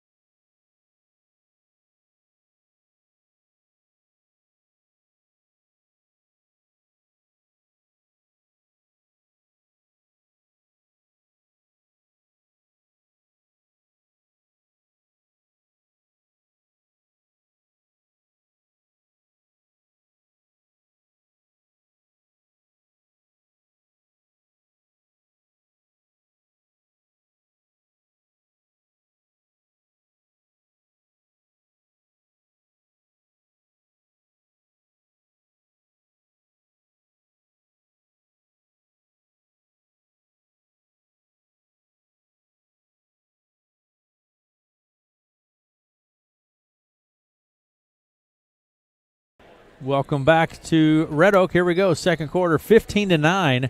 Red Oak with the lead at the end of one. Inbound pass will come from McDowell to Schneider, back to McDowell. So Tigers now, it's like they're showing a little 1-2-2 here. Down underneath, it's Kesters, and Kesters travels with the ball. Good double team there by Ethan Fouts and Reese Montgomery. Double teaming without fouling. That's an art. Inbound pass comes to Roeder. Roeder brings it across the center stripe, around to the right side to Fouts. Kester's trying to create the turnover. Beeson looks at it on the right side. Here's Montgomery for three. From the top, it's no good. Rebound McDowell. And there's an opportunity for the teammates to crash the board, and Reese takes that shot. Hit the boards. McDowell takes it right to the hoop, and Fisher's going to be whistled for the foul. And it's obvious that McDowell's game is direct drives to the hoop. Yes, he's going to take it to the bucket. And you need to make him go to his left side so he's not dribbling with his strong hand to the hoop. And sometimes you got to step in there and try to take a charge. That's the only way you'll get that to stop. And we'll see if he can make free throws here. Pretty good free throw shooter. Shot's good from McDowell. He's 65% from the line. 15-10 is our score. 7.5 minutes to play in the half. Gets them both. So you're seeing kind of a contrast in styles here. Red Oak kind of, as always, hitting that three ball, and Harlan trying to get everything in the paint. And so far, Red Oak, when that makes a few threes, Aaron, it works out well. Over the right side, Roeder to Beeson. Here's Fisher, looks at the three. Now Roeder takes it. I think that may have been tipped a little bit, maybe. And it's going to ultimately be picked up by Wagaman. Wagaman to McDowell, and they push it across the timeline quickly. Shot from McDowell is good. Yeah, but Tigers need to stop the ball coming up the court with McDowell. Make him reverse dribble, make him kick it out because he's just going right to the bucket. Roeder down in the corner, now to Fisher over to the right side. Beeson behind the arc. Beeson, he's open for three. It's no good. Rebound foul. It's a nice job by Ethan, but then it's going to be stripped loose, and outlet pass goes to Wagaman. Jake Wagaman with the ball. Now to McDowell, top of the key. He takes the three from the top. It's good. So Harlan's open the second quarter here with a run, and this is where in this game, Aaron, we're going to take a break. Yes. 16-15. Hold that thought, Matt. We'll be right back after this.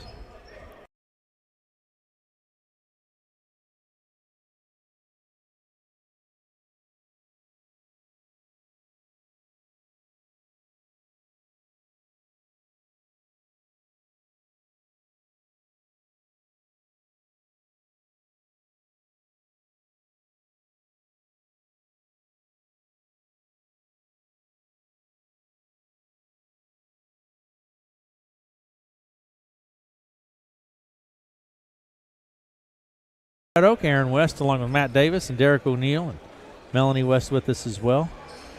Okay, Matt. 7-0 run here for Harlan to start the second quarter. Tigers are up 59, and this is one of those moments in a game where you've got to stop the run, Aaron. Got to stop the bleeding. The Tigers need to get something going to the basket offensively, make the official make a call, try to get the free throw line, and then they need to get better defensive stops on McDowell. McDowell is carrying the Cyclones right now. Fisher with the ball. Finds Montgomery across the center stripe. Bounce pass over to Beeson on the right side. Beeson to Fouts, right wing, back to Beeson. All this on the right side. Looks at the baseline, not there. Now top of the key to Roeder, over to the left side to Fisher. Fisher looks at the three. Back top of the key to Beeson, over to the right side to Roeder. 6 minutes to play in the half. Roeder with the ball.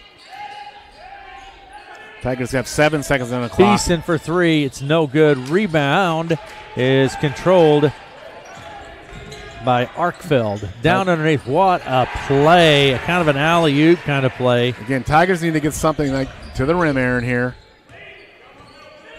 I'll get Montgomery down that low post on this offensive possession.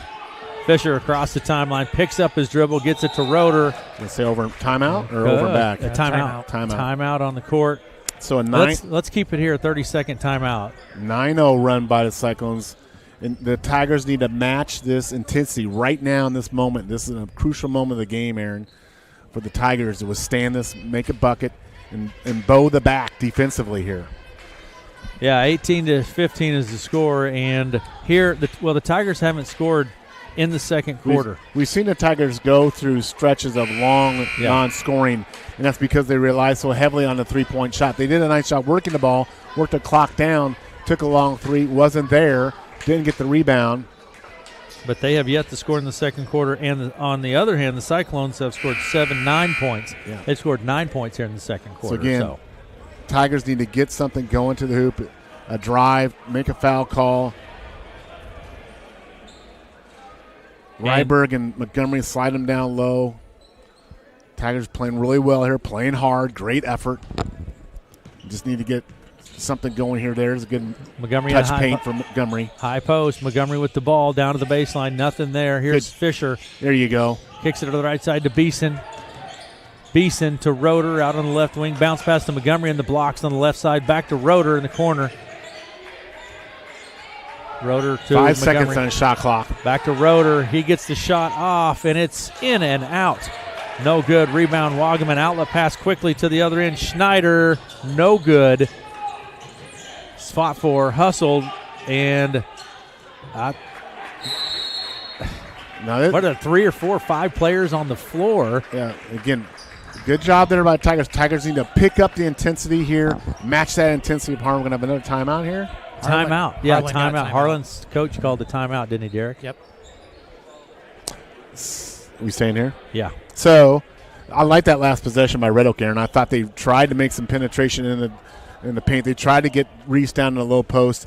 If you get a kick-out three, that's a lot better than just dribbling around out in the 3 line, shooting up. So, much better possession there by the Tigers, I thought, in that last offensive possession. I didn't see it's going to be Harlan ball here, I think, right, coming out Yeah, back? I think so. But Red Oak really needs to attack the glass offensively and defensively, not just Reese, but the whole team here now, because that's really where the battle's at. And like I say, there's moments in the game where you get the sense it could swing either way. And right now it's a 9-0 run by Harlan. Yep. And let me tell you what's happened here earlier this evening. In prior games in junior varsity play, it was Harlan over Red Oak 57-30. Varsity girls play, Harlan over Red Oak 79-21. And we are in the second quarter, and Harlan with a 3-point lead on a 9-0 run here in the second quarter, 18-15 over the Red Oak Tigers. Oklahoma 7, Alabama nothing. Say what? First quarter score. That's football, folks. College football playoffs. And as we get back to it here, Cyclones will have the ball. Inbound pass comes from Schneider. Colton Schneider into the backcourt to McDowell. McDowell down to the left wing. Takes the deep three. Good. You just got to. That was just a great shot. You got to live with that. He knocked it down, but that's a 24-foot shot there. And where is? We got a kick. Like kicking the ball. Okay. So Argett Singer stole the ball, but kicked it. In doing so, turns it over to the Tigers. McDowell with 16 of Harlan's 21 points, Aaron. I'm not so sure you don't throw a double team at him now just to try to cool him off. Yeah, he is just bring 2 guys and just. He's getting it done for the Cyclones. Try to get the game out of his hands here for a minute or two. He came in averaging 15 points a game. He's already exceeded that, Aaron. We're only halfway through the second quarter. Montgomery to Roeder on the left side. Out top the key, it goes to Ryberg. Beeson quickly to Gurney in the corner. Here's Beeson from the top. There you go. Looked at the three, fakes it down underneath, tries to go with the bounce pass underneath, and it's out of play. Great idea, though, by A.J. He pump fake, got in the lane, tried to do a little dump pass in. Ryberg just couldn't connect, but great idea. McDowell with the ball across the timeline for Harlan. Round to the right side. Bounce pass underneath to Wagaman.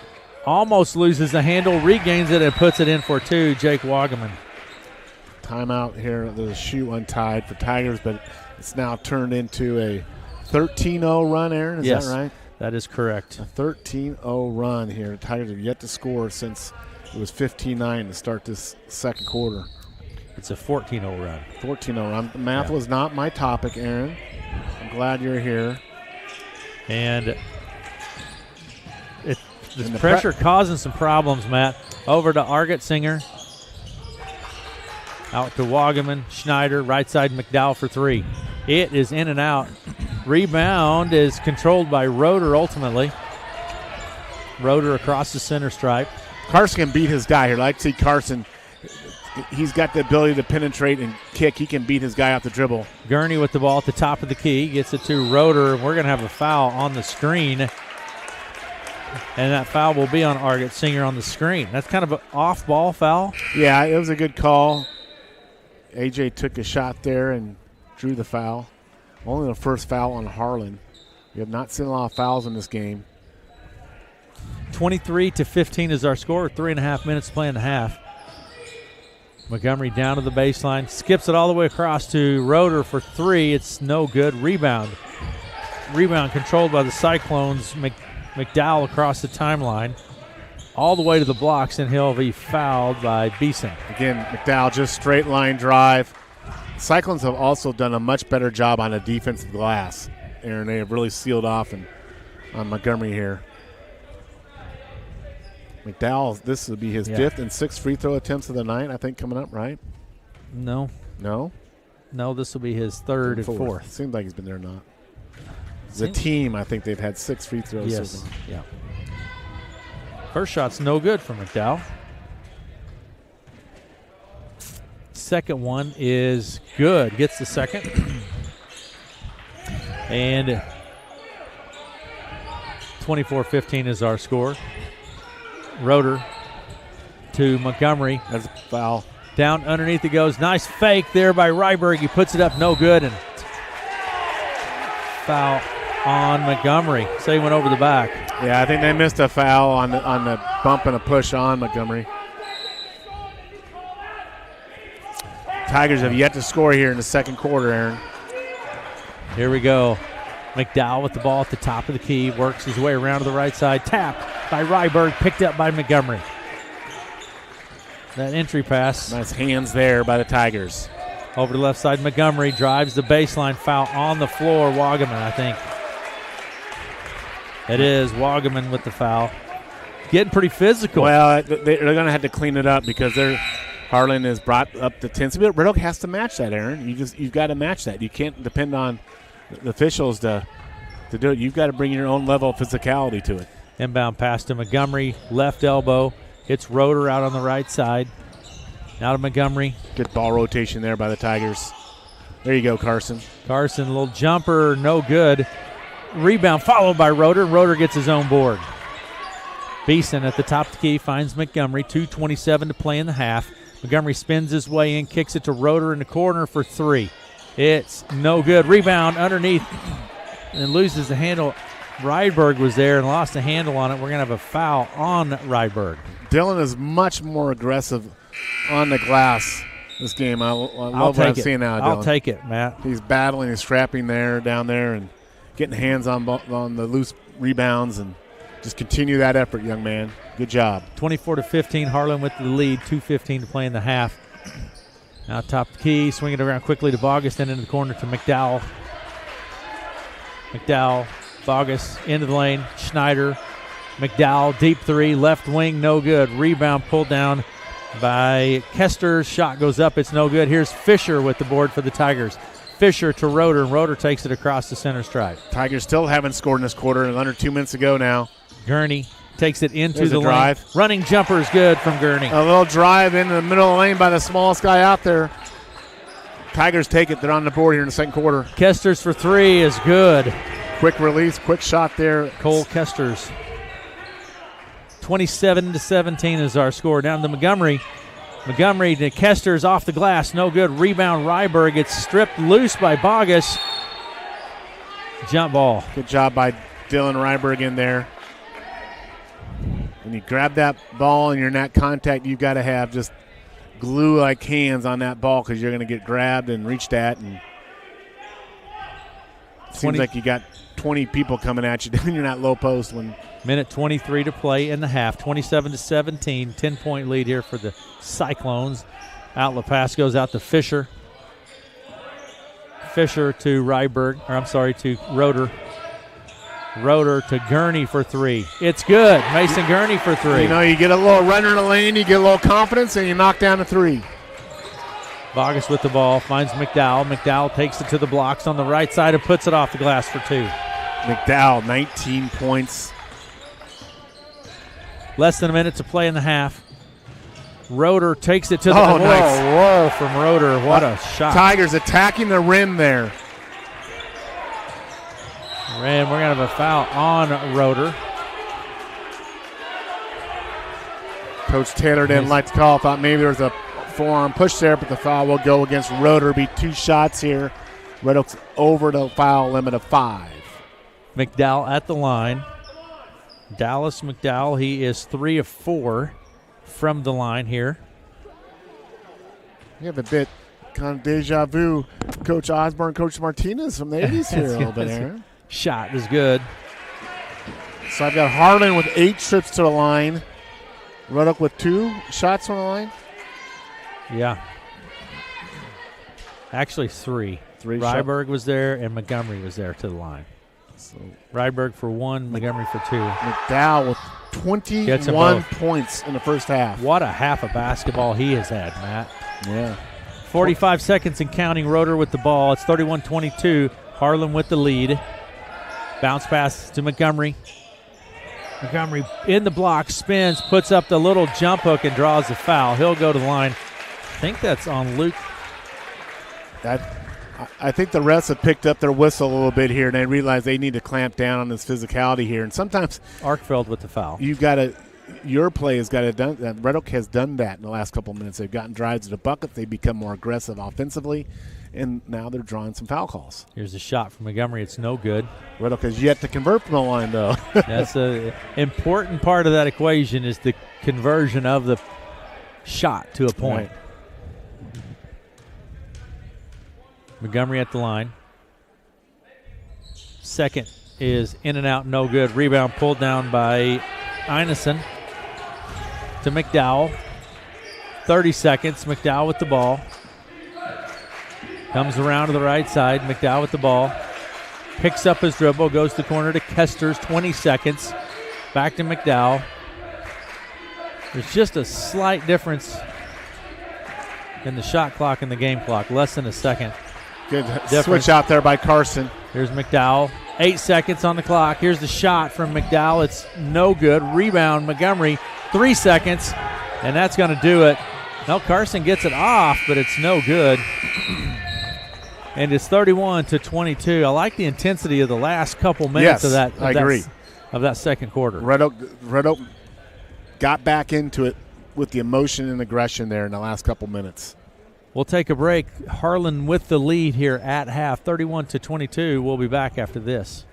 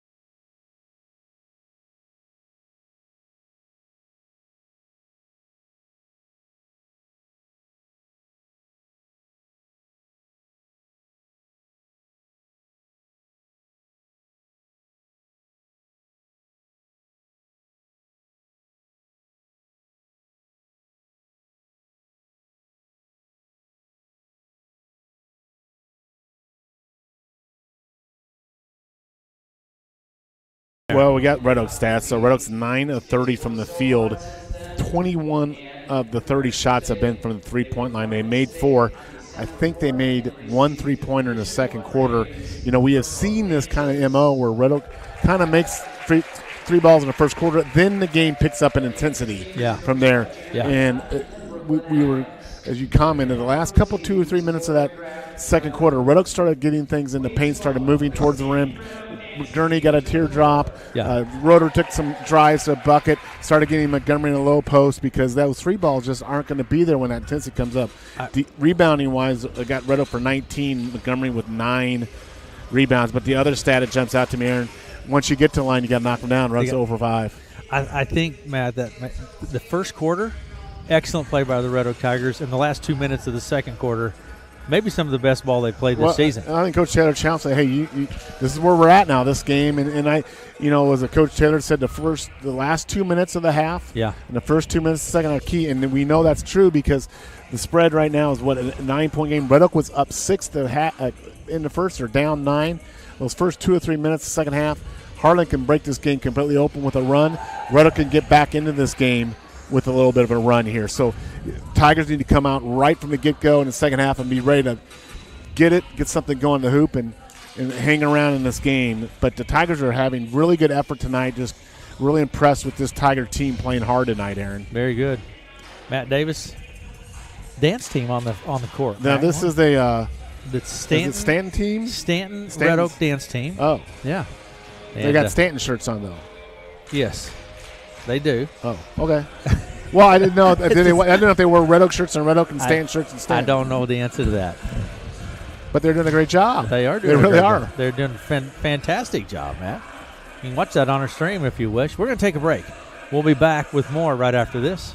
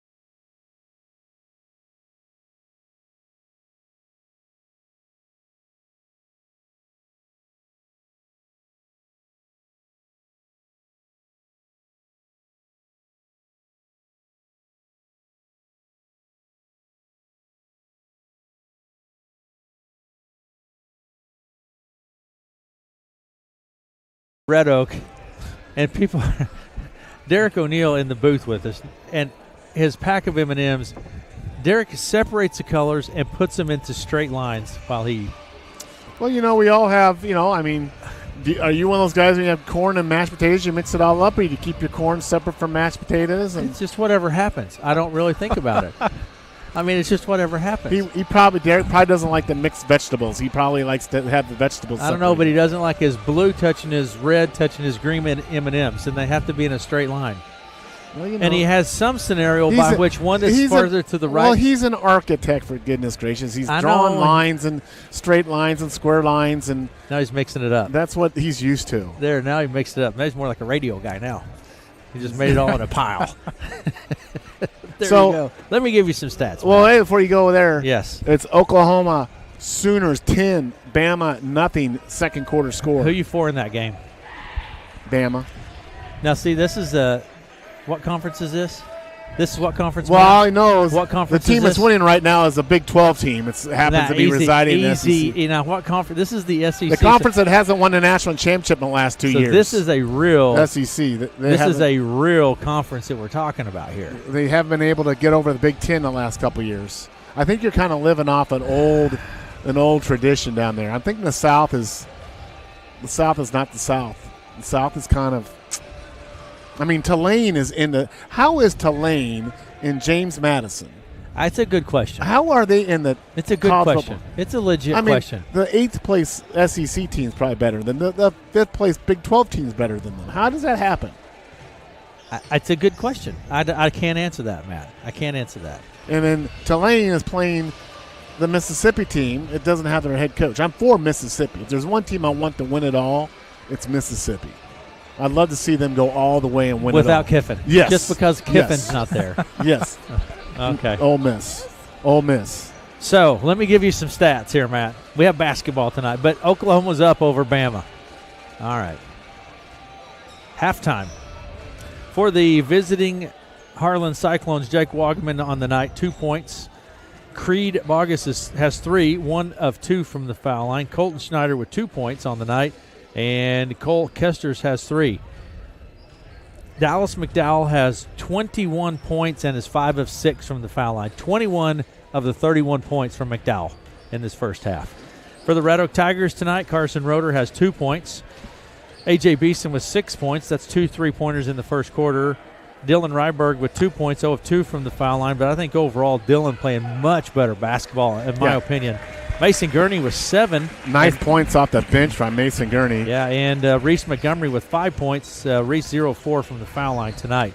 And I don't know how I don't keep up with rebounds, but Reese has a bunch of rebounds. He had 9 on the stat sheet, but I was really, really impressed with Red Oaks the last 2 or 3 minutes that quarter. They hadn't scored until, 2 minutes ago in the quarter. Yeah. But it seems like they got re-engaged in the physicality of the game, and I think that kind of woke the refs up a little bit to say, hey, this is a physical game, because you know what, if you're just getting pushed around, shoved, you're not going to get the calls. So, Red Oak re-engaged, but they're going to, Red Oak, for the Tigers' sake, they're going to need to be right back in that here to start the second half, because Harlan will bring that consistent, hard play effort right off the bat here. So Tigers going to need to jump on it. Listen to KCSI FM, Villisca, Red Oak, and Stanton. We'll be right back after this.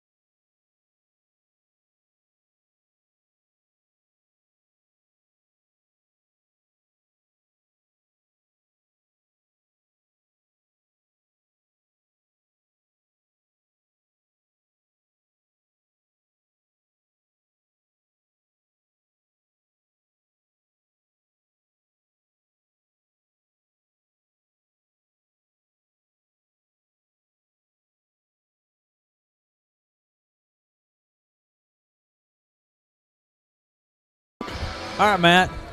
What does Harlan need to do when they come out in the second half? Well, Harlan wants to what they brought and made how they got the game changed. They attacked the defensive glass much better, and they have really lived off that press, creating turnovers and getting direct drives to the hoop. So, what about the Tigers? What do the Tigers need to do? Tigers need to handle the press. I want to see the Tigers do a little press themselves here. If they make some buckets, I'd like to see the Red Oak return the press on these guys a little bit here. Tigers need to get back better defensively, take care of the boards, continue attacking the bucket here. What's the score, Matt? Football game. It is 17-0 down in, I guess, where's the game at? In Norman? At Norman. They're going crazy in Norman. 17-0 Sooners over Bama. Where's it at in the game? It's 10 minutes to go and a half still, so Oklahoma putting a beating on Bama right now. Here we go. Cyclones will have the ball as we get back to it.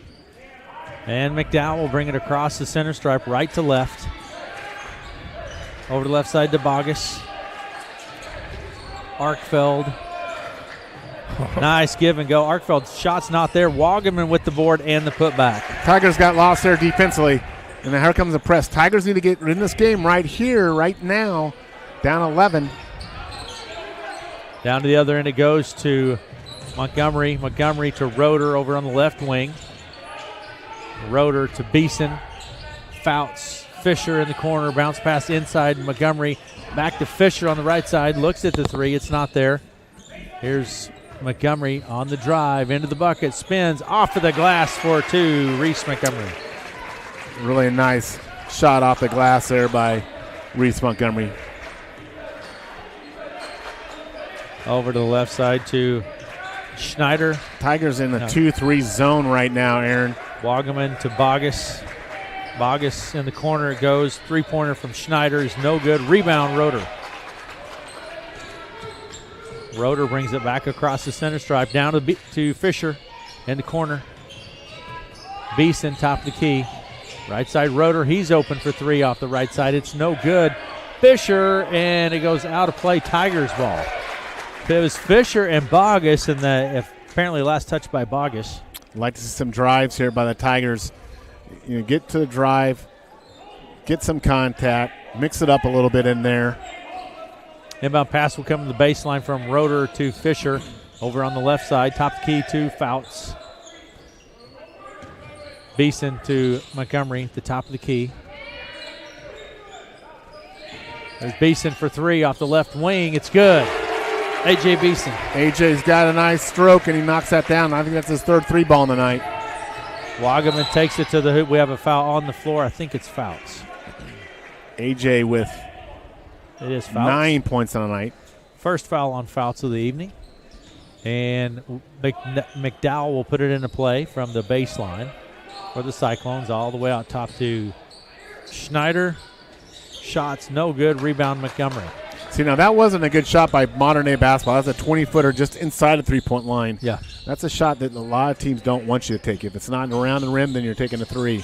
Here's Montgomery with the shot. Mid-range jumper, no good. Rebound Wagaman. Wagaman across the center stripe. Picks it up. There's Roeder. Roeder wide open for the layup, and it's good. And did not convert there. Down to the other end. Bogus have a foul on the floor. Well, that's chance for Red Oak to cut that to 4, and now that was a opportunity there for the Tigers to get a little moment, but Tigers here need to get a good defensive stand here. 33-27 is the score. Cyclones with the lead. Wagaman with the ball. Pressure from Beeson. Now to Schneider. Colton Schneider. Bogus for three off the left side. No good. Rebound. Arkfeld puts it back and in for two. Gabe Arkfeld with 2 points. Beeson with the ball. Still trying to get it across the center stripe. Get it to Montgomery. Montgomery to Beeson. Inside to Montgomery. Off the glass for two. Just a really nice pass from A.J. He faked the shot, improved his position so he could get a bounce pass into the post. Love those bounce passes, Aaron. I know, bounce pass. If they do a back cut, you'd be man. Over on the left side to Bogus. McDowell in the corner. 4:56 to play in the third. Schneider with the ball. Over the right side to Bogus, but it was a little too high and through his hands and went into the bleachers. Tigers hanging around here, chopping that lead down here and have a chance here to get within 4 with a bucket. Or even 3 with a 3. Right side it goes to Fouts. Here's Montgomery. Looks at the 3, draws the foul on the floor. Have a little extracurricular activity there. I think he stumbled a little, but his move to the bucket created that foul. That's only the first team foul on Harlan, especially in that fourth quarter. If this game is close, Aaron, those fouls and free throws will be important. Roeder will put it into play from the baseline. That foul was on Arkfeld. Trying to get the open Tiger. It's tapped and stolen. Argetsinger comes away with it. Foul on Roeder. That's 3 on Roeder.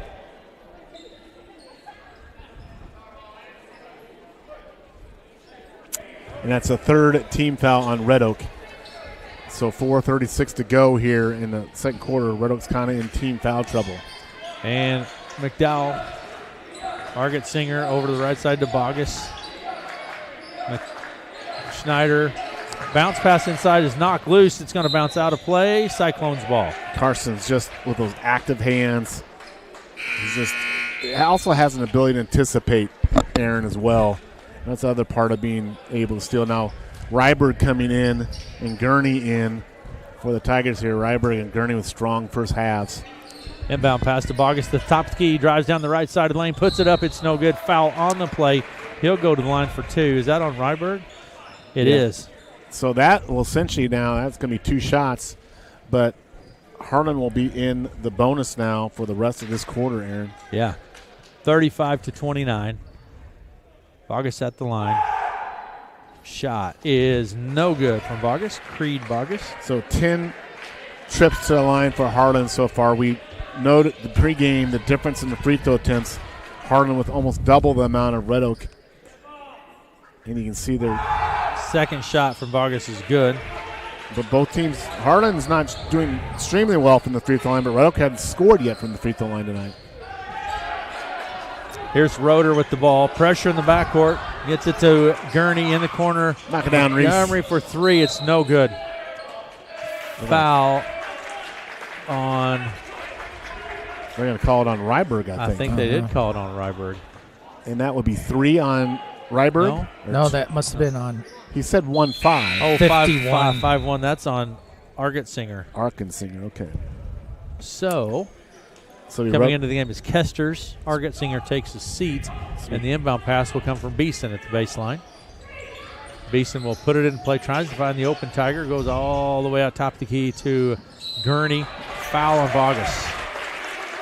It seems like the officials have really clamped down here. Yeah, I think that that changed in the second quarter in the last 2 minutes when Red Oak picked it up, and officials said, hey, this isn't indoor football here. As though Harlan might like that. Here's Roeder with the ball. Good pass. Bounce pass down under Montgomery. Takes it right to the hoop and scores two. Reese Montgomery, a couple more. Nice pass. Reese now with 11 points on the night. Vargas to Kesters. Kesters to Schneider. Colton Schneider over to Kesters. Right side open for three. It's no good. Rebound. Ryberg with the board. Now to Beeson. Beeson across the timeline to Ryberg out on the left side. Hits Montgomery inside. Spins. Little jump. Oh, yeah. Good for two. Reese Montgomery. Little momentum here for the Tigers, Aaron. Are they counting the bucket? Oh, yeah. Count the bucket. He's going to the line. The foul is on Kesters. Montgomery goes to the line for the and one opportunity. So the next foul in Harlan will put Red Oak into bonus as well for this quarter. Let's see if Red Oak can knock down the free throw here. Shot from Montgomery. And they do. Good. First made free throw of the night. Red Oak within two, Aaron. Gotten right back into this ballgame. Here's Roeder. Roeder with the opportunity for the layup. It's no good. Bounces out of play. Cyclones keep it.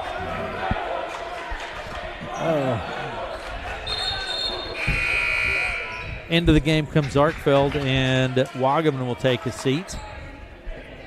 36-34. Harlan with the lead. 3:28 to play in the third. McDowell with the ball. Across the timeline. Kesters to Schneider for three. No good. Rebound. Arkfeld is taken away by Roeder. Roeder out on the right side. 2-point lead for Harlan, 36-34. There's the jump shot up from Ryberg. No good. Montgomery to Roeder, right side. Top of Beeson. Beeson out on, Roeder out on the right side. Give it to him. There you go. Ryberg with the jumper.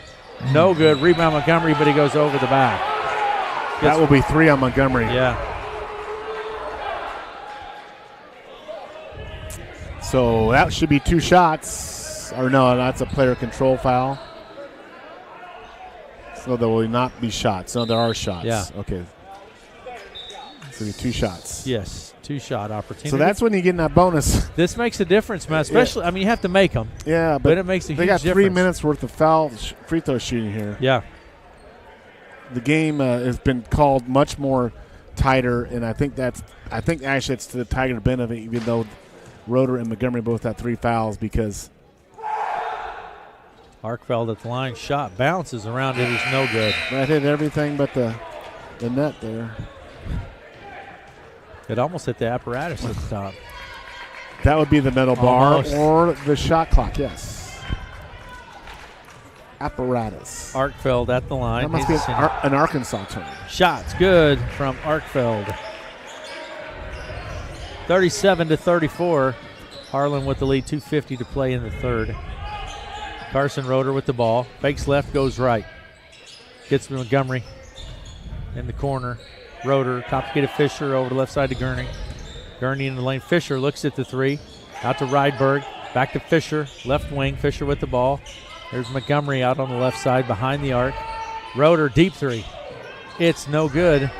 Rebound Bogus. Knocked loose by Ryberg. Picked up by Ryberg. Gets it to Montgomery. Into the lane he goes. Kicks it out to Roeder in the corner. Gurney for three. No good. Rebound Bogus. Bogus pushes it quickly to the other end. 2-on-1. Here is Schneider. No good. Rebound Bogus. Bogus comes away with it. Kesters for three. It's no good. Rebound Ryberg. 2 minutes to play in the third. Roeder's going to slow it down. Roeder steps across the center stripe. Under 2 minutes to play in the third. Montgomery with the ball at the top of the key from behind. McDowell knocks it loose. Got to have communication out there. Your teammates need to be telling you. Talking. You got to talk out there, Aaron. Kesters to Schneider. McDowell for three. It's no good. Rebound by Fisher. But that was created by Ryberg crashing the boards there. Into the game, Roeder. Here's Ryberg for three off the right side. You bet. It's good. And isn't it amazing when you do that how much confidence you get, Aaron? Dylan Ryberg looks like a new ball player out there. Playing with confidence. It's all tied up. Kesters tapped loose by Roeder. He keeps it in nice play. Gets it to Fisher. Back to Roeder. Good look. Bounce pass to Ryberg underneath. Out to Gurney to Fisher at the top of the key. Over the right side to Roeder. That was a great play just to keep that in play with something else. Yeah, Roeder did a good job. Fisher for three. It's no good. Rebound Montgomery. Montgomery steps out to the top of the key. Gets it to Roeder. 57 seconds and counting. Roeder into the high post. Gets it to Gurney. Gurney comes around to the right elbow. Heads off to Montgomery. Jumper. Good. Yeah, again, Tigers not settling for threes. Getting something in the pocket there. Tigers retake the lead, Aaron. It's 39-37. Red Oak with the lead. Over the right side to Kesters. 35 seconds and counting in the third. There's Bogus.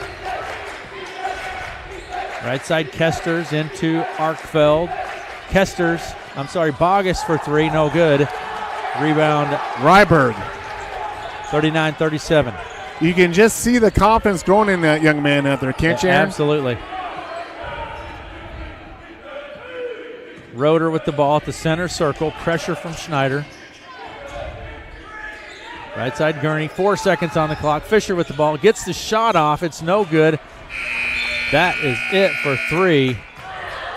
It hit the apparatus and went through the hoop.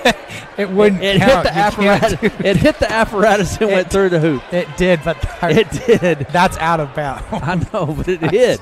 You just don't see that every time. Hey, guys. It hit the apparatus and went through the hoop. While you guys watching that, I was trying to do math. Red Oak outscores Harlan 17-6 that quarter. Let's take a break. We'll be back with the fourth right after this. Red Oak with the lead, 39-37.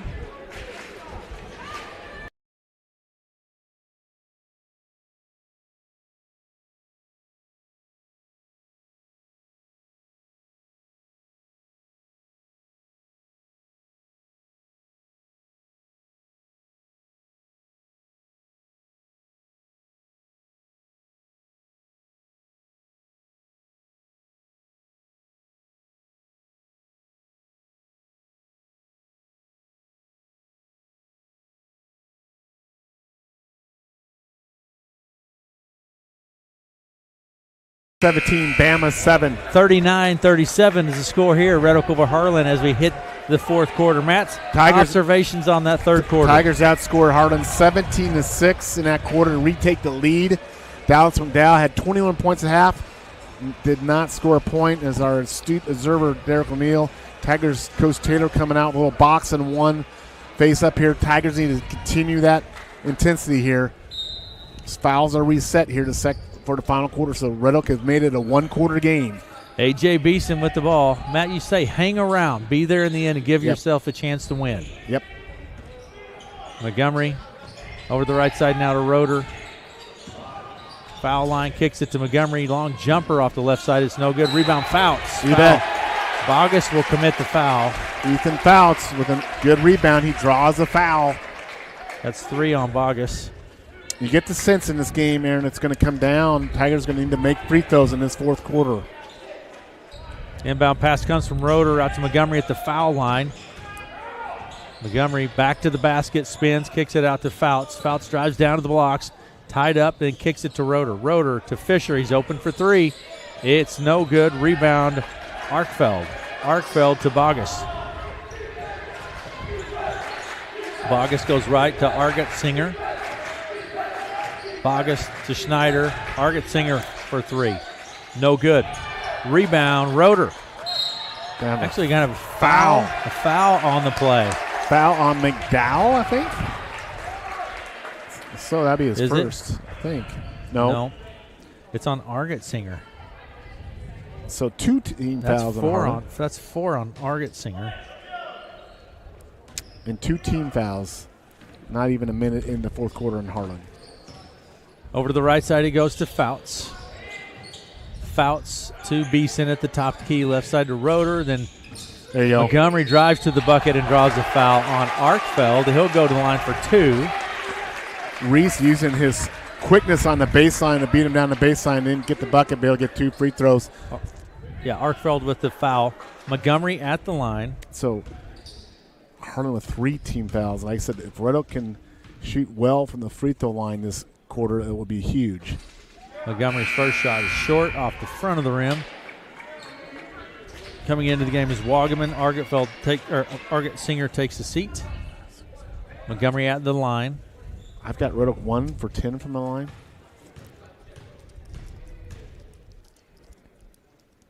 Second shot is good.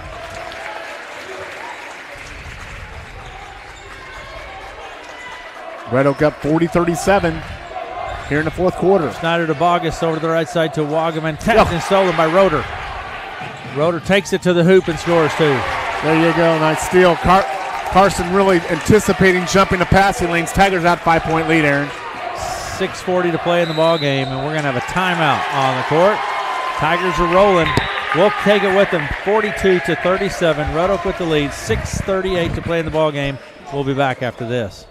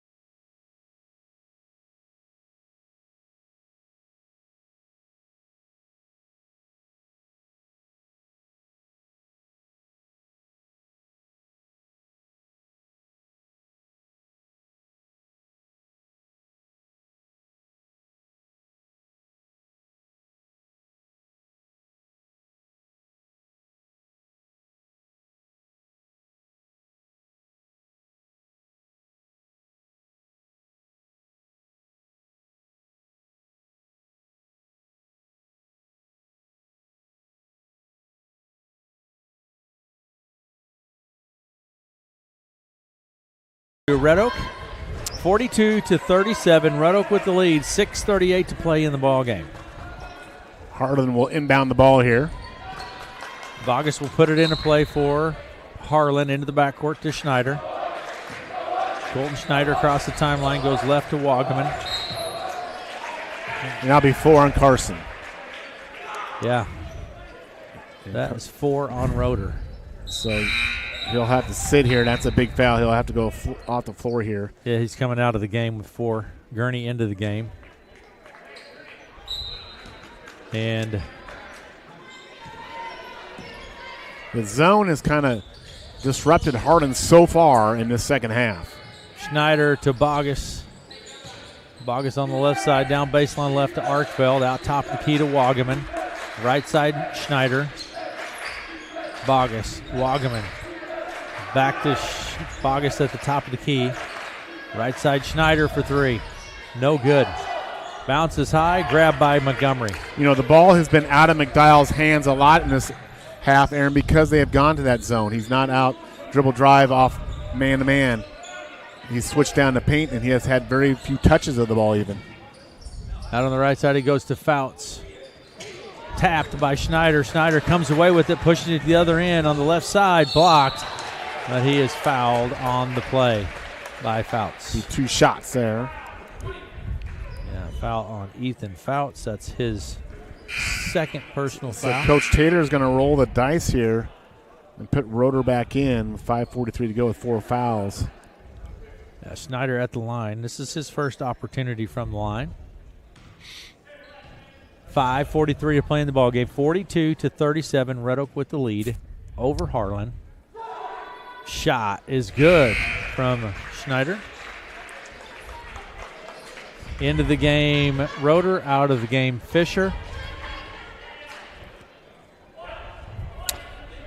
And our Schneider at the line. Second one's in and out, no good. Tigers come away with it. Roeder with the ball, far side of the court, across the timeline, then comes over to the center circle, right side to Fouts. In the corner to Gurney.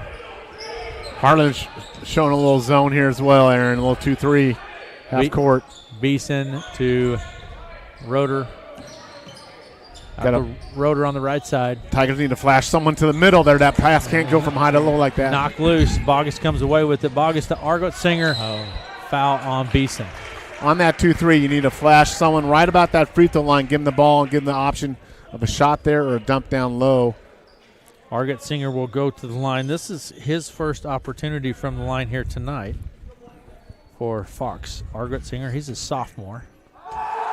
Shot is no good. I've got Harlan at the line 18 times so far tonight. They're not shooting well themselves from the free throw line.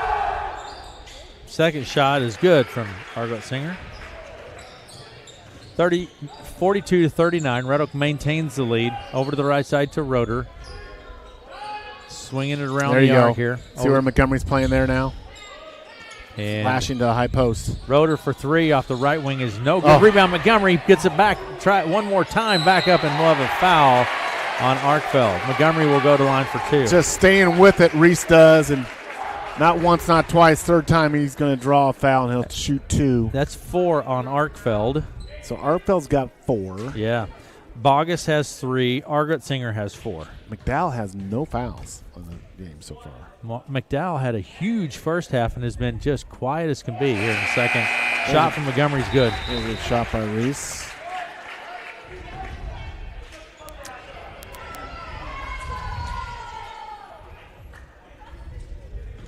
And here we go. 4:53 to play in the ball game. Montgomery at the line. First shot was good. Second shot from Montgomery is good as well. He gets them both. And it's 44-39. Tigers won kind of a 1-2-2. Kind of like you said, a little man on one box. And there's a knee injury by Gurney. Yeah.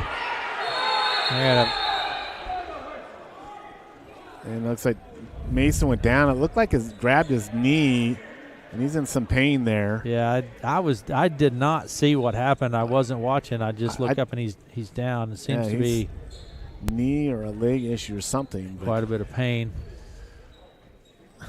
So 4:38 to play in the ball game. 44-39 is our score. And so, yeah, Tigers up 5 here. 4:38 to go. Foul situation. Both teams are going to be in a 5-foul situation here shortly, the way this game's going. But Tigers have just done a great job, Aaron, here. I love their battle, their compete tonight. Yes. Just a tremendous game at this point, whatever the outcome of this game is here. But let's see if the Tigers can finish this out. Mason being helped off the court here. Yeah. He's played a great game. He's given them 7 points off the bench tonight. But I think Mason may be one of the best, at least personally speaking, that I've seen him play. And just having a really good game. Yeah, I hate to see that. He's not a big kid. He's a small kid, but he's a tough kid. And, but he's limping off here off the court. But Tigers will have the ball. 4:38 to go. He's a big part of McDowell not scoring much in the second half. You bet. He's been doing that, like you said, that kind of box of one, shadow-type defense. 4.5 minutes to play in the ball game. 44-39, and we're back at it. Roeder with the ball for Red Oak. Across the timeline, over to the left side to Fisher. Roeder. Fisher out on the left wing. Back to Roeder. Near the center circle. Left side Fisher. In the corner to Beeson.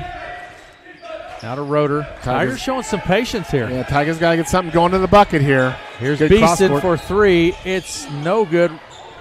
Rydberg tipped it, picked out by Montgomery to Rydberg for two. You bet. Bill is lucky he didn't get a foul call there, but no call. He takes advantage of it, gets 2 points. McDowell into the lane. We have a foul. That'll be on Beeson? I don't know if it's Beeson or Fisher. Fisher. It's on Fisher. That's his second. So both teams with 4 fouls, team fouls, so everyone will be in a bonus from here on out. 46-39. Inbound pass from McDowell to Bogus. He drives the baseline. Good pump fake there by Bogus. Argetsinger to Schneider into the lane. Schneider drives hard to the bucket, puts it up, no good rebound. There he is, Rydberg. Rydberg with 7 points. He's got to be close to double-digit rebounds himself. I really like the Rydberg-Montgomery low post thing right now. They're both working in the paint, airing down that low post. Yep. Left side, Beeson. Flashing Rydberg to the high post. Look for a little high-low pass here. Rydberg to Beeson. There's Montgomery on the baseline left. Back to Beeson. 3:20 to play. 7 seconds on the shot clock. Inside to Rydberg. Out to Beeson. Is stolen by Argetsinger. He takes it all the way to the bucket. And they're going to say out of Red Oak ball. I think Harlan was looking for a foul there. Nothing happens. Harlan coach is upset now. Yeah, he did. Coach Mosier said, hey, wasn't he fouled? Yeah. So no, just lost control of the ball. Now Harlan's going to come with a full court press here. Red Oak needs to handle the ball on this press. Inbound pass from Beeson to Fisher. Fisher across the timeline, all the way into the paint, then kicks it out to Roeder. So just over 3 minutes to play in the ball game. Tigers with the ball. Tigers with the lead, 46-39. Red Oak need to be tough. Fisher it's knocked loose, coming away with it. Argetsinger to McDowell for two. Foul on the play. Fisher count the bucket. And the bucket is good from Dallas McDowell. First points of the second half. He had 21 in the first half, and those are the first two in the second half of 2:50 to play in the ball game. Live ball turnovers. Harlan gets it there, and they get two. So in the game comes Siebenecker. Fisher clipping out of the game. I think he might have twisted an ankle a little bit there. So Tigers going with Fouts, Siebenecker, Roeder, Beeson, and Montgomery right now. McDowell trying to convert that three-point play here. Shot from McDowell is good. And he does. Inbound pass to Roeder. A lot of pressure here. Roeder just takes it right across the timeline. Into the lane. Bounce pass underneath the Fouts. Foul on Arkfeld. Nice. And I think that's 5 on Arkfeld. Yeah, if it's on him. Gabe Arkfeld, if that is 5. Yeah, he'll come out of the game. That will be it for him. And it is 5 they're showing from the table. Yep. So he'll be gone now. Here's Mr. Ethan. He's got a good shot release. Yeah, focus and take your time and try to knock down these free throws. And Wagaman into the game. Arkfeld takes a seat with 5 fouls. Ethan Fouts at the line. First opportunity at the line tonight for Ethan. Good shot rotation. Shot. Good. Good. Well, just a really nice setup there by Ethan. Yeah. You know, his first point of the night, it doesn't matter how many points you got, as long as you make them when you need to make them, and that's a nice shot there by Ethan. See if you can repeat that here. 2:43 to play in the ballgame. Second shot from Fouts short off the front of the rim. Wagaman grabs the board. Wagaman to McDowell. McDowell across the timeline, goes right to Schneider, skips it across to Bogus for 3. It's no good. Rebound Montgomery. Montgomery with a big defensive rebound there. Gets it to Beeson. Beeson takes it across the timeline. Tigers need to be strong with the ball offensively here because Harlan's going to bring the ball pressure. Yeah, Coach Taylor wants a timeout. We'll take it with them. 47-42. Red Oak with the lead. 2:24 to play in the ball game. We'll be right back after this.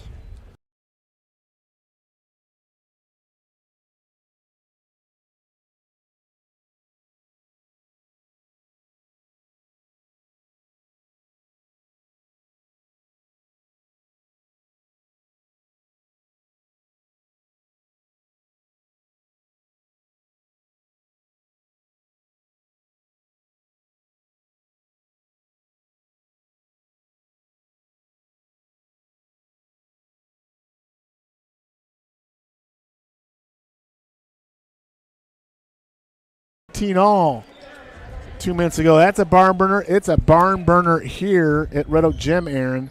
The Tigers trying to upset the Class 3A ranked Harlan's Cyclones here. Inbound pass comes to Montgomery. To Beeson. Little miscommunication on that play, and the Cyclones come away with the Bogus. Offensive foul. Offensive call. That was a big call, Aaron. That could have been the 5th foul on Roeder, and it could have been an and one, but they get a charge on the Cyclones. Yeah, Bogus gets whistled for the offensive foul. Creed Bogus. One thing different in high school ball, there's not that arc underneath, because that was pretty close to being, if that had been in a college, that might have been an into arc call, but it's an offensive charge. 2:16 to go. Red Oak needs to take care of the basketball here, Aaron. They've had a couple turnovers here. 5-point lead. Siebenecker into the game for the first time tonight. Inbound pass to Montgomery. Double team. The Tigers got a timeout here if they need it. Gets it to Beeson. He takes it across the timeline, down to Siebenecker in the corner, back to Beeson. Just over 2 minutes, foul on McDowell. So, as we talked to the top of the thing, free throws will be crucial here. The Tigers are going to get a lot of shots at the free throw line now because they're up. Harlan's going to have to foul. So the Tigers, to stay control in this game, need to make free throws. Hit your free throws. Beeson at the line. Shot from Beeson is good. AJ with 10 points on the night.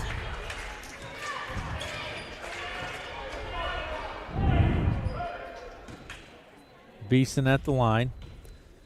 AJ, a sophomore. Gets them both. AJ Beeson. Derek, can you pull up Varsity Bound on your phone? You got Varsity Bound? Yep. McDowell dumps it down inside the Wagon, but it's knocked loose. Fisher comes away with it. Mason Fisher. 1:55 to play in the ball game, and we're going to have a foul on the play. And here we go. 1:50, so we're going to walk down to the other end now. Like Matt said, every foul is going to be a foul shot at this point. What are we looking for on bound, Matt? Critical to hit your free throws. Pulling up the shot from Roeder is good. I'll tell you here in about a minute. If I can stand ready. Stand ready. Bound is the most undependable app in the history of mankind. Here's the second one from Roeder. He gets them both. Red Oak got to a 9-point lead here. Yeah. And Schneider skips it across to Argetsinger for three. It's no good. Argetsinger falls it, gets his jumper. It's in for two for Argetsinger. Pressure, inbound pass to Roeder. Roeder across the timeline, out to Rydberg, corner down to the baseline, rather to Montgomery. Little one-handed jumper is good for two. Reese Montgomery. 21 points. Tigers up 9, 1:20 to go, Aaron. We're going to have a timeout. Nope, we're going to have a foul. Foul on Beeson. I thought that's his third. Yep. A.J. Beeson with three. And McDowell will go to the line. Dallas McDowell. I can't get my app to pull up. There's a shot. Short for McDowell. And borrow Derek's phone here a second. Here is McDowell.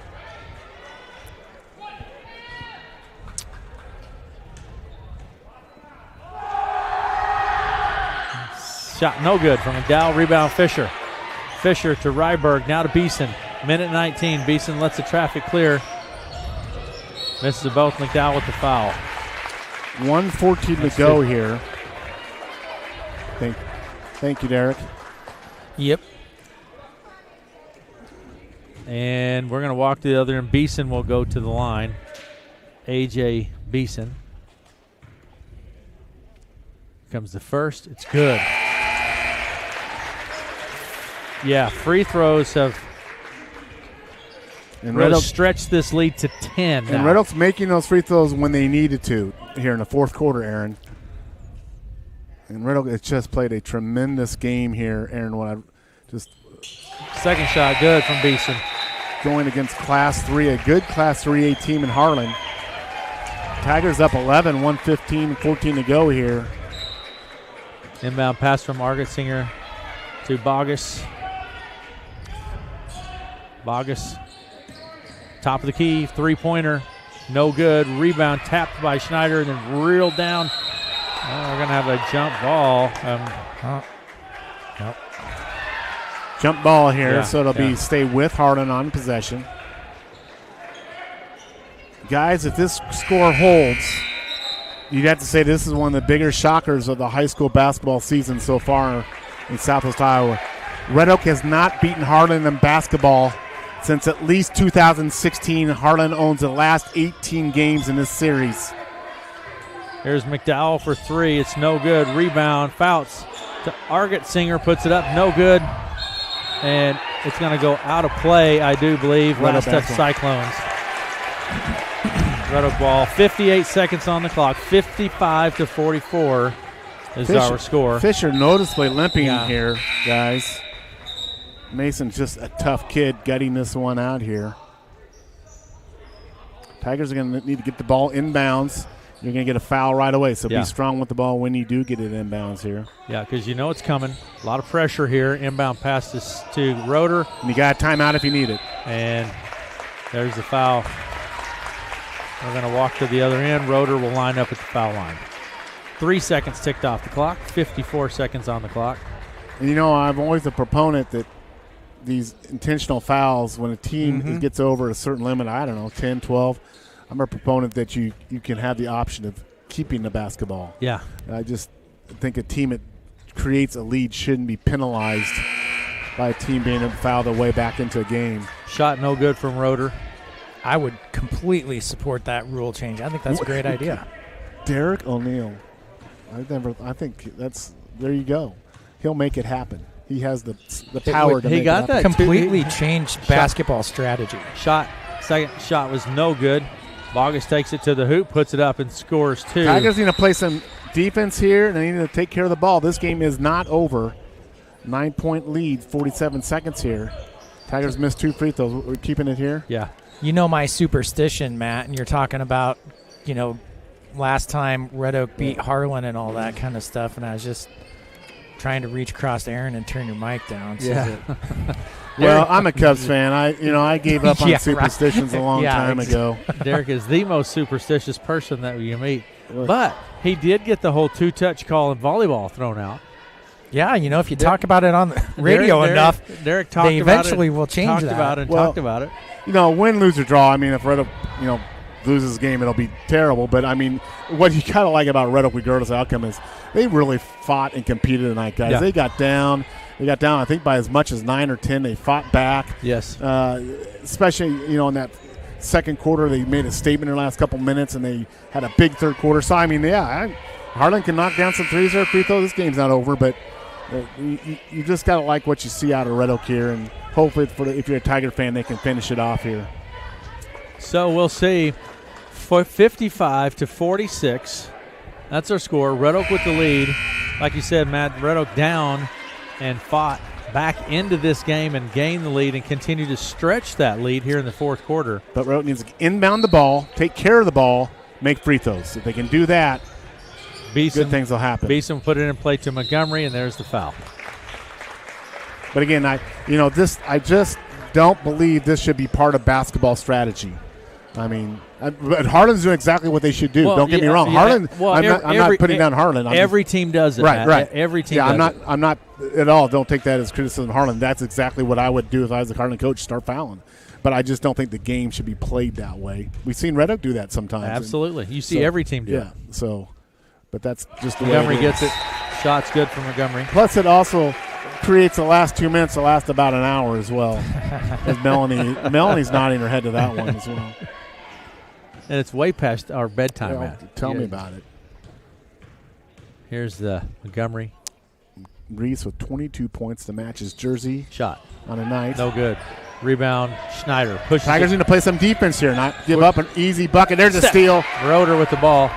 Down to the other end. Fakes it. And They're going to say he draws the foul. He'll go to the line for 2. How many steals does Carson Roeder have? I mean, every night he brings up 5-6 steals. He has a tremendous ability. I think that's 5 on Bogus. To anticipate. You know, we've seen most of the steals tonight come off passes and not on-ball dribbling turnovers, but anticipating passing lanes. Bogus out of the game with 5. 10-point lead for Red Oak. 37 seconds on the clock. Roeder shot's good. Carson Roeder gets that one. 2, 4, 6. I have him for 7. That's what's on the board as well. Roeder at the line. Second one is up. It's no good. Rebound pulled down by Wagaman to McDowell. Tigers need to stop ball. McDowell down to the other end. Shot goes up. Foul on Beeson. Yeah, you got to stop the ball, or it's certainly not foul on the drive, because this gives Harlan the ability to set their defense if he makes down the free throw. And McDowell at the line. McDowell with only 3 points in this second half, Aaron. He has 24. After turned in 21 points in the first half, Matt. And that defensive change to a zone or whatever it was, we'll have to ask Coach Taylor about that game, but that had a big effect here. Took the ball out of McDowell's hands a lot in the second half. Second shot from McDowell is no good. Rebound Montgomery, 28 seconds. Montgomery to Beeson. Timeout if you got it. Foul. Yep, we're going to walk to the other end again. The other significant thing I think about tonight, guys, if Red Oak pulls on us, is this, as we said, potentially is the last Red Oak Harlan basketball game. Potentially, if the move does happen next year, some speculate that the move will happen next year. Next scale, this is the last time Red Oak and Harlan will match up in basketball. I don't think they can play later this year, do they? I don't think so. Beeson with the first front end of that's good. How even more significant would that be? In that scenario, they get the last one. Second shot from Beeson is good. We have done a lot of basketball, Aaron. Yeah. I don't think we've ever broadcasted a Red Oak basketball win over Harlan before, have we? I have. Well, you've done more than I. Yeah. But not my tenure. No. Here's McDowell. Shot from the corner, three-pointer, in and out, no good. Rebound, Ryberg. Ryberg to Roeder, 16 seconds, gets it to Montgomery, and they're going to tell him to settle down. They're going to run the clock out here. And that's going to be it, fellas. They're going to run it down, and that is going to do it. And the upset of the year, the Red Oak Tigers. Over the Harlan Cyclones, 59-46. Red Oak with the victory here tonight over the Harlan Cyclones. Give a stand up for that one. What a game. What a game. That's pretty remarkable, Matt. Absolutely. You saw some history here tonight, folks, at Red Oak Gym. The Tigers beating Harlan at least for the first time, if not since 2017, even later than that, maybe 26-15. 18-0 is at least a modern boundary. It could be more than that. We'll have to do some stat checking, but you have seen the Red Oak Tigers take care of business tonight. What a game. We're going to have some of the Tigers come up here, I think, and visit, and we will get those guys a headset on. We'll have Reese Montgomery, I see. We'll grab a headset for Reese. There you go, Reese. Put that guy on right there. Congratulations, Reese. Thank you. Reese Montgomery with us, and we're going to have some of the other Tigers here as well. And we'll have A.J. Beeson with us here. And, okay, guys, we're still on the air here. So, Reese, let's start from your perspective. Reese, I don't know what you have, 24 points here tonight. Started off, you got down, you never quit, lots of rebounds, and kept scrapping and fighting and working hard tonight. Come out on top, 13 points. Tell me about your game. I was struggling in the first half, missing a lot of shots. I had like 5 points at halftime, and then I really started to find my groove in the post. People were hitting me where I wanted. I get to my hook shot, and it was money every time. Yeah. We started running plays right. We went to that box and one defense on McDowell, who had 21 in the first half, and we let him score 3 points after that. So I think our defense was amazing in that box and one, and that really was why we held them to so little and we came back. That box and one was something else in the second half, that's for sure. Guys, it seemed to me, though, late in the second quarter, they got a big run on you. But late in the last 2 minutes of that second quarter, something changed in the huddle or whatever. You brought a different level of intensity. You started fighting back a little bit. Yeah, Jesse starts yelling at us, and we take him seriously because we know what happened at practice.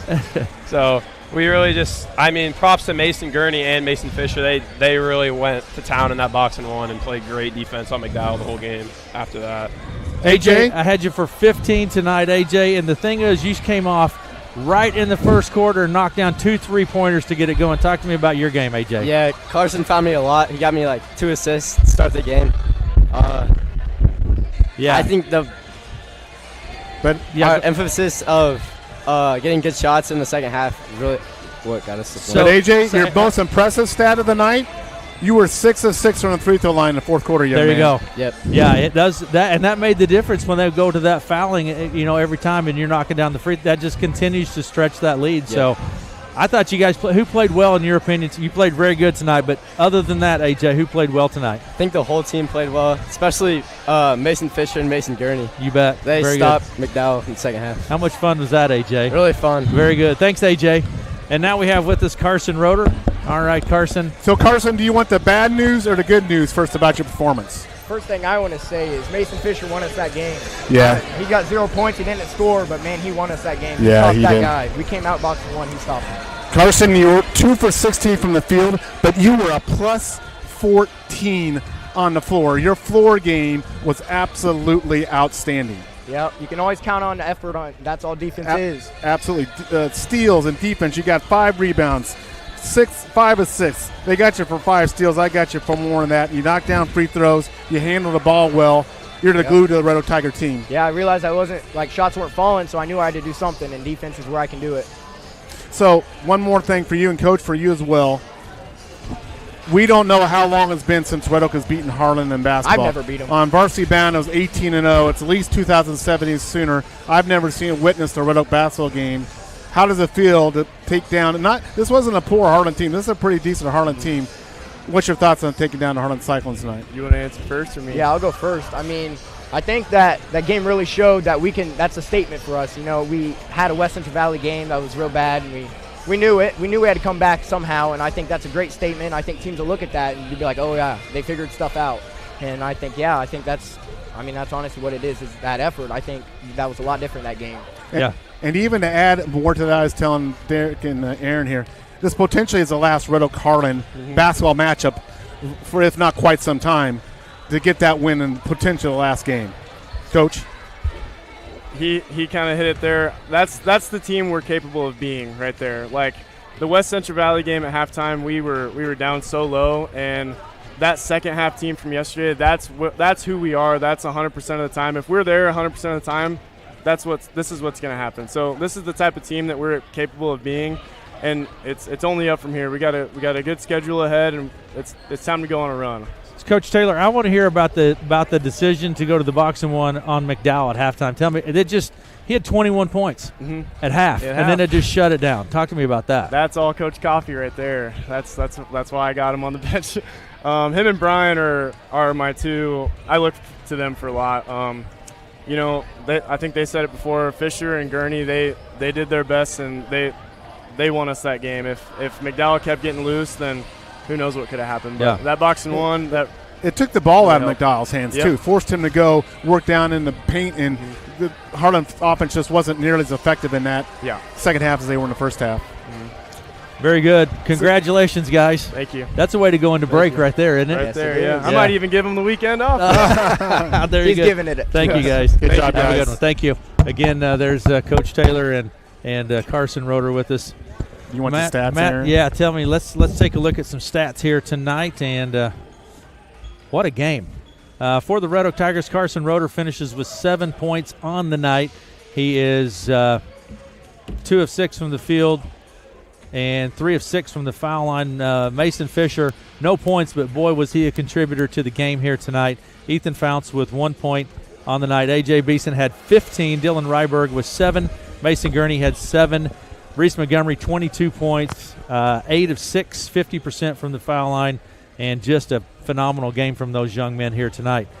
Just, really a shocker, Aaron. I think, just Red Oak has had some tough run here, but I think Coach Taylor summed it well. That's what they're capable of. Yes. I think the biggest thing the Tigers take away, not the win, of course, but I think the biggest thing the Tigers come away with tonight is they've realized what they have to do from a physicality. When a team makes a run on you, you got to punch back. You got to get back at it, and they hung in there, and then they got some confidence, and they ran with it. And that is a big win, and it's a good way to go on the break now and get some rest and some practice. And like Coach Taylor said, come out in the second half with some good vibes. It's there. You know you can do it. You just have to show up and do it. It was a lot of fun. Let me give you some stats for the Harlan Cyclones here tonight. And for the Cyclones, of course, McDowell finishes. I have him finishing with 23 points. But, again, the story of that, he put 21 up in the first half. Yeah. And 3 in second. And really was in control of the game. I mean, it's remarkable. Yeah. And Jake Wagaman finishes the night with 2 points and did not go to the foul line. Creed Bogus had 6 points, 2 of 4 from the foul line. Colton Snyder with 3 points, 1 of 2 from the foul line. Cole Kesters had 23 points for Dallas McDowell. Gabe Arkfeld with 3 points, 1 of 2 from the foul line. And Fox Argotzinger had 3 and was 1 of 2 from the foul line. You know, you've been doing basketball longer than I have. I'm not going to say this is the best Red Oak Tiger win ever, because I'll hold that to the Van Meter game and the sub-state games. But I will say this is the biggest upset I've ever seen in Red Oak Tiger basketball. You just didn't see this one coming. Just pretty remarkable. Yeah, you know, and actually Red Oak really dominated and controlled it the last quarter. Once they got that lead up, they were in control of that game. It was just that run there Harlan made in the second quarter, really, that 5-6 minute span where Red Oak really didn't have control. But other than that, Red Oak kind of was in control of this game. Yeah, and the other thing, too, we didn't talk about it necessarily with those guys, but I thought I told you this morning that I thought Dylan Ryberg attacked the basket much better. Yeah.